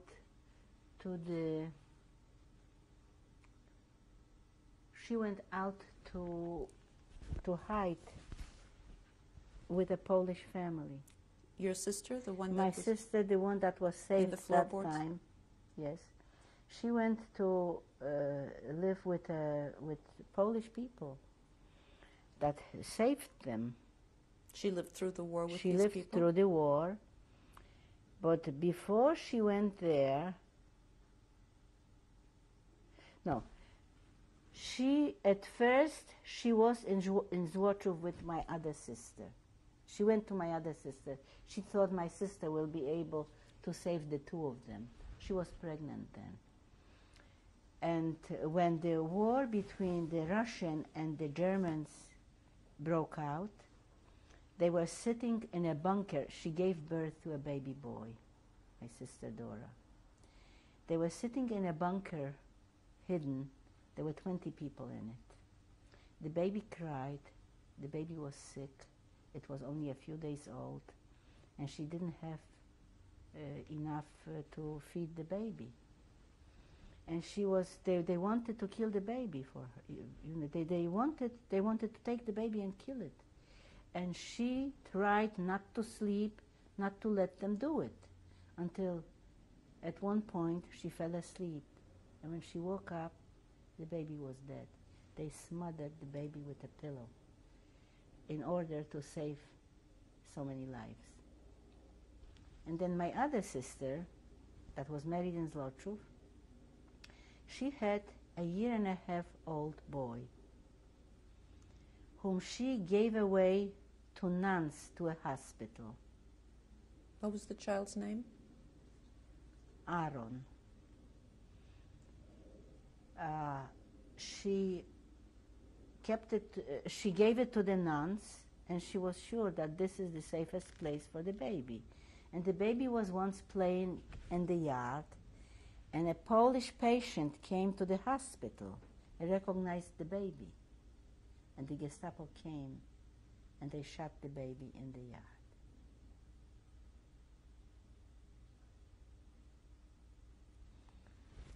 This is an unending story, but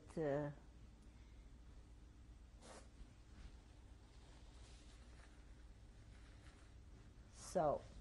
Tell me about your stay in the hospital in Volare. In Volare, I was considered, from all this trouble and all this horrified experiences, I was considered just undernourished, malnutrition, and no other sicknesses. The boils on my feet, those were the little things. But in general, I was healthy, just not undernourished. Malnutrition was the opinion of the doctor. We were in Volare till about end of July. How were you treated by the American liberators? Wonderful, wonderful. They kept bringing us food and clothing, and it was unbelievable. And you know that I had one American guy, a colored guy. He was unbelievable. He was bringing us loads of everything. And he was so interested in helping us.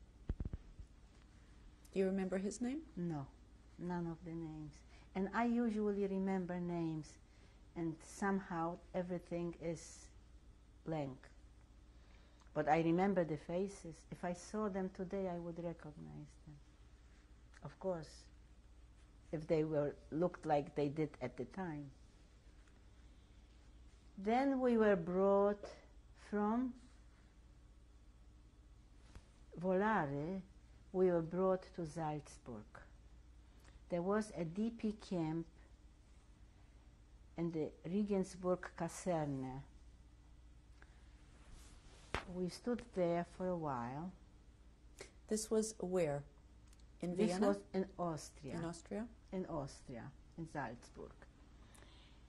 I came with my present sister-in-law, and we were told that not far away in Lambach there is a men's camp that we may find our brothers there. So we started out for Lambach to look for our brothers. Did you know the fate of any of your family members at this time? No, not at all. No. I only knew that I had my sisters who lived through they were hidden by the Polish families. And in fact, my sister in Zlochów with my brother-in-law was by a widow who had a few children. And one day they saw from far that the Gestapo is coming. So they ran up at the attic, and there was nothing on the attic. There was some rags. So they covered themselves with the rags, and they were laying quietly there. The Gestapo came, went up the ladder, looked in, and walked away. So the woman gathered her children, and she told them, look, Jesus wants these people to live, and you must be very good to them. And that's how they lived through. And after the war, my sister, for a long time, she was helping them. She was sending them packages, and she did money and whatever she could. At this point, did you know the fate of these sisters? Had you been in contact? Were you in contact? Not yet. No. So you went to this camp? We went to this DP camp in Salzburg, and we went to Lambach to look for our brothers. We came to the office, and the guy went over to a microphone, and first he looked over his books, and he said, Finder Alexander is here, but Aaron Sturmwind is not here. So I knew that my brother is not there. And we were sitting in the office, and he went to the microphone, and he called over the microphone, Finder Alexander is asking to come to the office, in Polish, of course, because they were all Polish people there. So I saw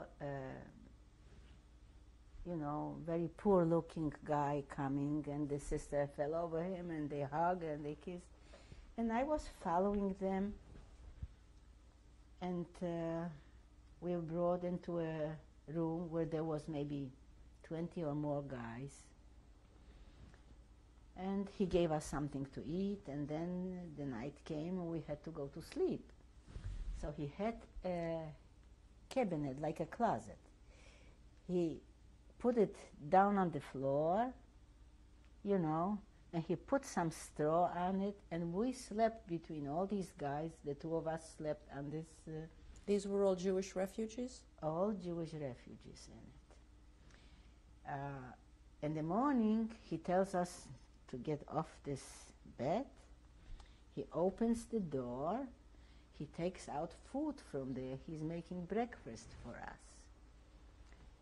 We spent there a few days, and then we all went together to Salzburg. And he was with us already in Salzburg. Then he was looking for work. So someplace they told him that in Bad Ischl, this wasn't Bad Ischl, this was Rindbach.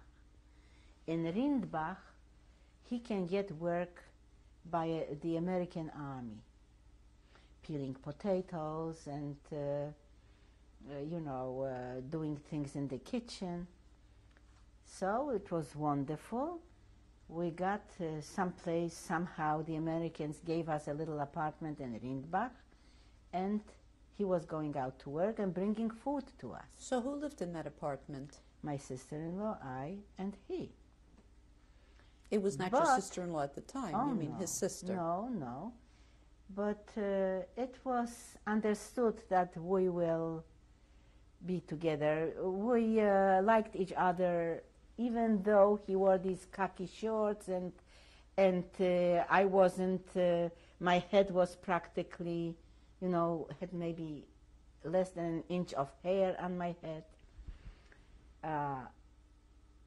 I found out that there are families in Tarnów that I might find my sisters there. And I started to inquire, and I found out that I have sisters in Tarnów. My sisters were liberated in January, when the Russians started to go to the German territories. So my sisters were liberated in Tarnów. So I went to Tarnów. How did you get there? By train, with no money. Whatever train, from one train to another, I got there.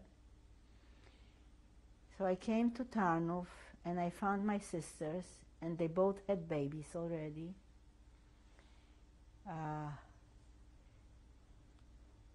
One of my sisters had a baby girl, one had a baby boy, and I was very happy with them. I spent some weeks with them. Where were they living? They were living in a beautiful house across the street from where we had our house, and our house wasn't there anymore. What They happened took to it off completely. It was an old house, and they took it just away. The ground was worth it more than the house that we never sold, and we never got any money for it. Did you find any possessions when you came back? No, we found nothing. We didn't even find the house. Nothing, absolutely nothing. But I was a few weeks, and before I left, my husband said he would like to marry me, and he told his sister. And you know how it was years ago, a younger sibling didn't get married unless the older did. And she was older than my husband, and she was very mad about it. So when I went to Poland, he was afraid that I won't come back. And he was writing to me letters through other people who went to Poland, because there was no post connection with the world yet. Anyway, I did go back. How long did you stay in Tarnów? I was in Tarnów maybe for 3 weeks. And I went back to Austria, and there was a DP Lager on Steinkogel. We spent a little time on Steinkogel, and then everybody was moved to Bad Ischl. So we lived in Bad Ischl, and that's where we got married. And ours was the first fancy wedding in Kaiser Franz Josef's niece's ballroom. After us, everybody else was getting married there. What date did you get married? We got married June 9th, 1946. We need to change tapes now. Okay.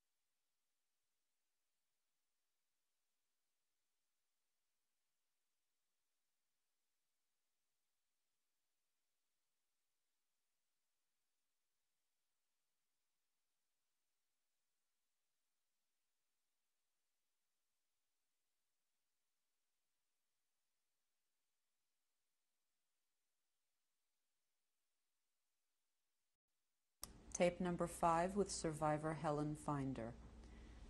You were telling me about getting married. Describe your wedding. Right. We were, as I mentioned, we were married in a beautiful ballroom. the chuppah was on a terrace, a big terrace where everybody could fit in. And this was the first wedding that we served a little meal. Before, there was just cake and a little whiskey. We served fish and coffee and cake, and it was a very nice wedding. What did you wear? Oh yeah, I wore something that you wouldn't to a wedding. I borrowed a beautiful gown, color raspberry red, from an opera singer.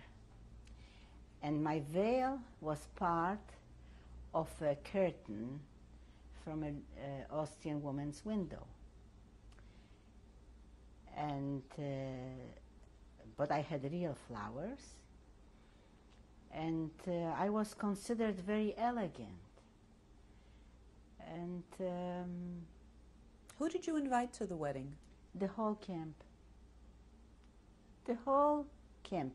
We had regular invitations, and we just gave them out. We didn't mail them. We just gave it out to somebody, to everybody whom we wanted to have.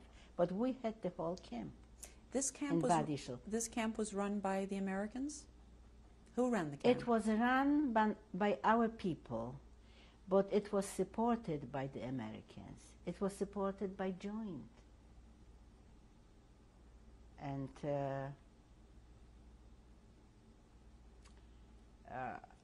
after the wedding, we lived still a little bit in Badischl.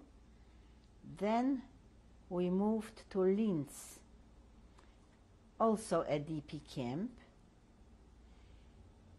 From Linz, my husband went to Vienna to school. He attended the Welthandelsschule in Vienna. And what did he study there? He studied business. And in Europe, he studied law. He had 3 semesters of law. But then the war broke out, and it was gone.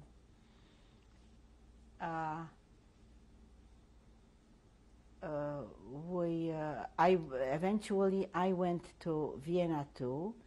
In the meantime, I found my uncles in the United States, and they sent us papers to come to the United States. Did you ever think of going to Palestine? Yes, we thought of going, but it so happened that when I wanted to go to Israel, my husband wanted to go to America. And then when I wanted to go to America, he wanted to go to Israel. And I was pregnant at the time, and it looked more convenient to go to the United States. So we went to the United States. I went to the United States by myself. Why? Because I was going soon to give birth to my baby. And we wanted it to be an American citizen. So we sold everything we had, and we gathered some money for, to go by boat. And so an American chaplain, we gave him the money, and he got us a ticket for me for going to the United States. Where did the boat leave from? The boat left from Cherbourg, France. So I went by train to Paris, where I had friends who waited for me. They didn't wait for me. I received a New Year's card from them. This was in December. I received a New Year's card from them, and I had their address. So when you went to the United States and you had to go through France, they gave you like 20 francs, to be able to do something when you come to France. Who gave you? The Joint? The Joint, yes. And so I had maybe 20 francs, and I had this New Year's card to look for my friends. I couldn't speak French, so I gave the card to the taxi driver, at the train station, and he just, I understood as much that he asked me how much money I have. So I showed him whatever I had, and that's what he took from me for the right to bring me to my friend's house. When I came, I opened the door. They couldn't believe that they saw me because we weren't in contact at all. You hadn't seen them. You hadn't seen them since before I the war. I didn't see them since the war. After the war, I didn't see them. Wait a minute, I did see them. They were also in Bad Ischl, but she had a sister in Paris, and she went with her husband to her sister in Paris. How long did you stay in Paris? Maybe 2 or 3 days, that's all. Until I went on a train to Cherbourg, and from Cherbourg, I took the boat to the United States. Tell me about the voyage. I was terribly sick on the boat. I thought I'll die on the boat, or I will give birth on the boat. How pregnant were you at the time? The end of my 8th month. I gave birth in Brooklyn 2 weeks to the day and to the hour after I came to this country. So it comes to show you how late I was on the boat. Anyway, my husband was still in Europe when I came to the United States, and he was still in Europe when I gave birth to my baby. And it so happened, in 1948, it was the big snowstorm in 1948. And I was in the hospital, and nobody came to see me because they had no way of coming to me. Who met you at the boat when you arrived? My family. My 2 uncles, one of my aunts, the other uncle was a widower, my cousins. It was a whole big group waiting for me at the boat. And I was pregnant, and I was silly enough not to know that I don't have to wait in line. I could have gone right away and get through the customs right away because I was pregnant with a big stomach. So finally somebody took me by hand, one of the guards there on the boat, and they took me to the table and they brought me out from, and you know, European style. I came dressed with a hat and with my seal coat, and you know, I felt very dressed up. And in the United States they didn't dress like this, but I didn't realize that until later. My family waited for me, and we all went to my uncle's house in Brooklyn on Bushwick Avenue. Poor guy, very poor guy. He was a tailor all his life, and he would have given the life for me, his sister's daughter. And they were wonderful to me in that poor house on Bushwick Avenue. The whole family gathered, and they wanted me to talk, and I couldn't talk to them. I was very shy. And what language did you speak to them? To them, Yiddish, but my Yiddish was very poor at the time. I learned Yiddish, and good Yiddish, in the United States. So your language at home was Polish? Polish, mostly Polish. We spoke Yiddish very seldom, but we went to a Polish school, and we had friends that spoke only Polish, like in the United States. You go to you speak English in school, you speak English to your friends, and that's the way it goes. It's not different over there. So, but I learned to speak Yiddish here in the United States, and of course I learned English. Did you go to school, night school? I went to night school for a few weeks only. I didn't have a chance because I had the baby 2 weeks after I came to this country. What date was the baby born? The baby was born January 5th, 1948. And I came to the United States December 22nd, 1947. And what did you name the baby? We named the baby Dolores. Actually, it was after my mother, Doba. But my husband knows Latin, and he wanted to make, which was wrong at the time too, he wanted to make the baby a symbol of sorrow, of what we went through. So we named the baby Dolores, and a few years later we wanted to change her name, and she didn't want us to. She said, "Mommy, everybody knows me by this name, and I don't feel I should change my name."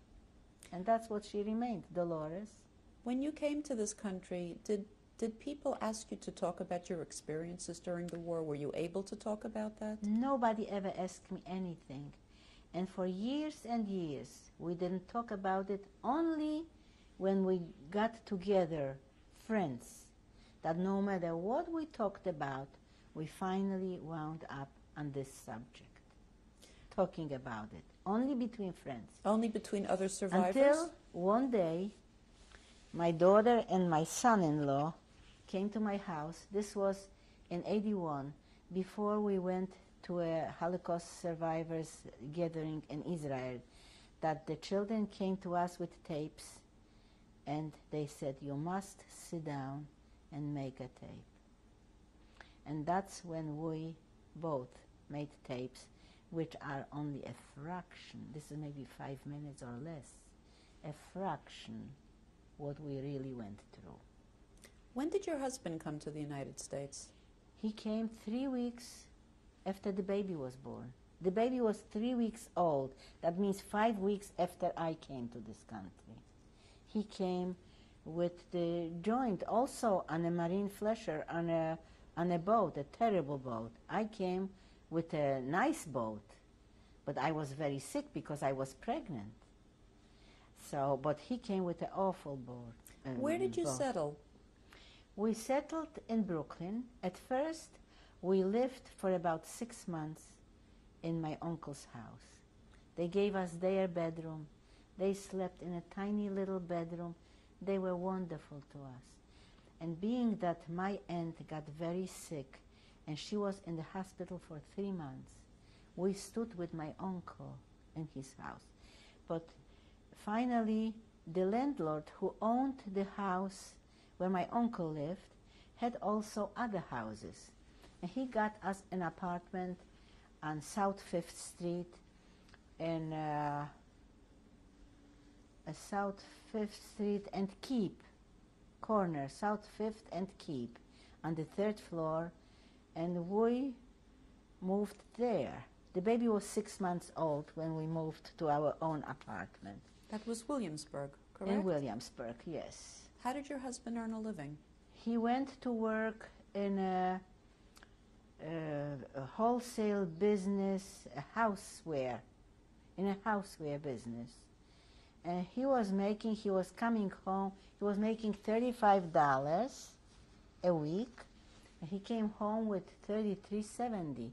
The rest was, and you would be surprised, we managed very well. We managed to go to a movie once a week, and we managed to put away a few dollars too, because when the baby was a little bit older, in the same house, in the basement, was a factory of stocking savers. They were making them from plastic, and you just had to put binding around the plastic, and people kept stockings. That time we didn't have pantyhose yet, only stockings. So that they were, people bought them, and they were putting stockings into these stocking savers, into the bags. There was for 3 pair, for 2 pair, for 1 pair. And after my husband came home from work, the baby was all bathed and fed and ready to go to sleep, and his dinner, everything prepared on the table, only he had to take it from the pots to the plate. And I went down to work for 3 hours, and I was making like $18 a week, which was a tremendous help to us. And slowly but surely he went into business with his brother-in-law at first, and then with a friend, and then I went to business when my children went to yeshiva. Tell me about your other children. You have your I oldest have daughter, a daughter Dolores, and a son. and his name. My son's name is Charles. When was he born? He was born on July 10th, 1954. And my daughter was born January 5th, 1948. There was a 6.5-year difference between them. My daughter is an attorney. Her husband is an attorney too. My son is a CPA working for himself in Philadelphia. My daughter lives in Livingston, New Jersey. And she has 2 sons, one of which was just bar mitzvah. My son has 3 children. He has a boy that was 9 in November, and he has twins, a boy and a girl that were 7 years old in September 2nd. They all go, all my grandchildren go to Solomon Schechter School, and they are brought up in a, not very orthodox. My daughter's house is, and they belong to an Orthodox temple, to a shul. My son is conservative. They belong to a conservative synagogue. The children are all musical, very talented children, and I am not being, but they are wonderful. How would you consider yourself in terms of religion today? We are conservative Jews. Tell me, when you first came here, did you find that most of your friends were survivors as well? Yes, we only had friends survivors. And how did you find integrating into the American culture? Did you find it difficult? No. I just went with the stream. No problem. Tell me, what accomplishments are you most proud of in your life? My children. I think I did well with my children. What do you feel that your war experiences, how do you feel that your war experiences impacted the way you raised your children? Did it at all? Yes. The fact that I wanted my children to be in a yeshiva. I wanted them to know that they are Jews. Never forget it. And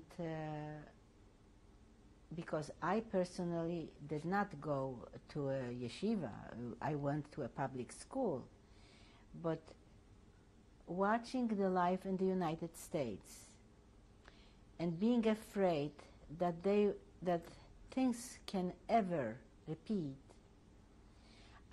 I found it necessary to instill in my children the ways of Jewish people,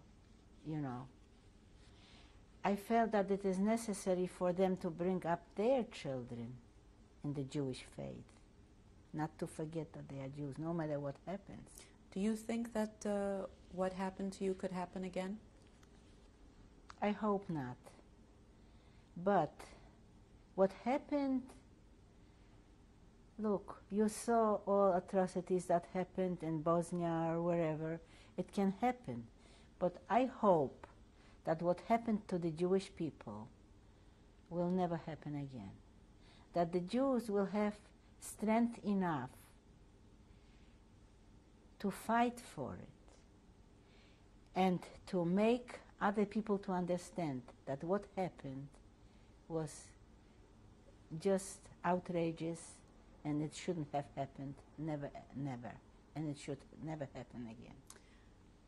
Now, after more than 50 years after the war's end, is there a message or something that you would like to say to your children and your grandchildren and to anyone watching this tape? No matter what happens, never forget that you are Jewish. And try to find the strength to fight for your rights as a Jew. And in closing, is there anything that we did not discuss that you would like to say? I don't think so. I think I said what I wanted to say. Well, then thank you very much. You're welcome. This is the city hall in Tarnów. I don't know who the people are. Do you know when this was taken? It was taken probably after the war. It was given to us after the war. This is my grandfather, my mother when she was maybe 10 years old, and my grandmother. Do you know the names of your grandparents? Yes. My grandfather's name was Israel, my mother's name is Doba, and my grandmother's name was Devorah.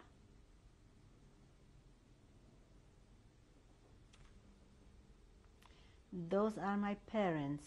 The picture taken in 1914 when my father was in the army.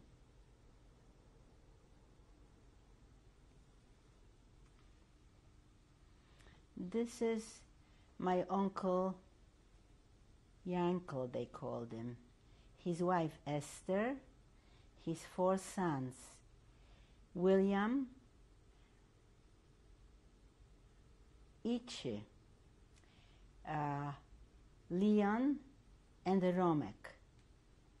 Did any of them survive the war? None of them, no.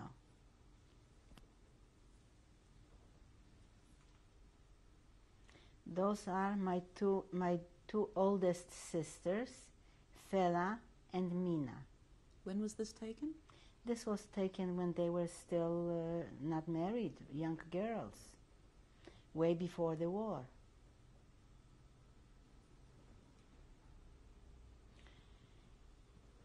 This is a picture of part of my family. My father, my mother, my brother Aaron, my sister Liba, my brother Benjamin, and myself. The picture is taken in the beginning of the war.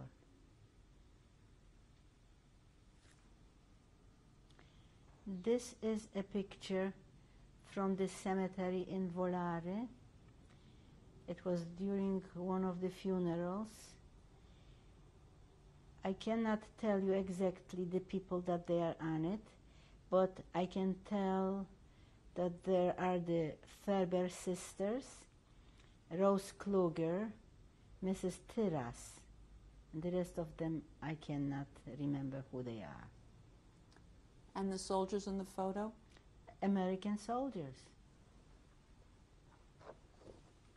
That's going to fall over.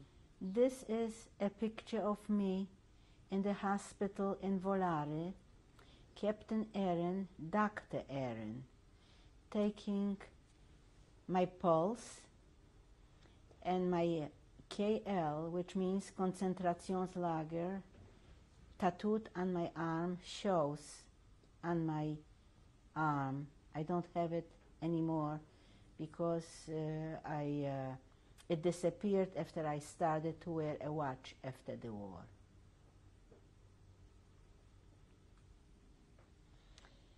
Those are the 2 wonderful women who took me in after liberation.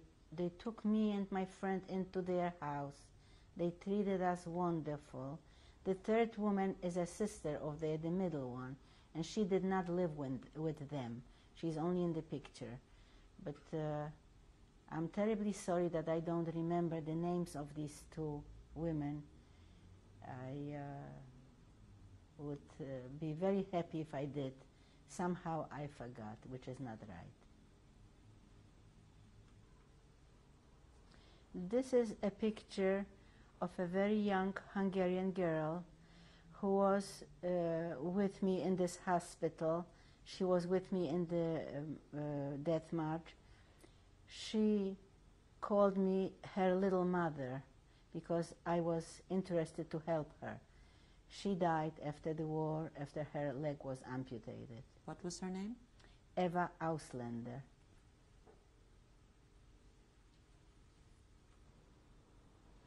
This is my wedding picture. Describe to me what you're wearing again. Oh, you like to hear that. This is a gown borrowed from an opera singer, color raspberry red, my veil, part of a curtain from an Austrian woman's window. The flowers are real, by the way. And the date was? The date was June 9th, 1946. This is a picture of myself and my friends and the Eiffel Tower in Paris on my way to the United States.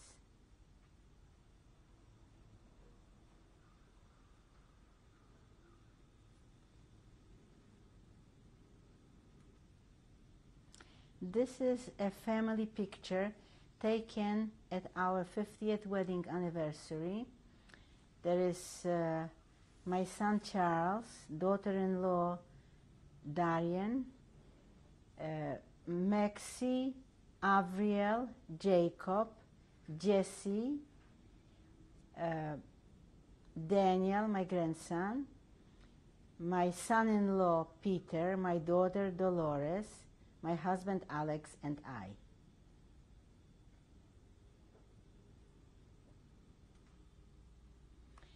This is the map of the route of the death march that I was in, starting in Helmbrecht and finished in Prachatice.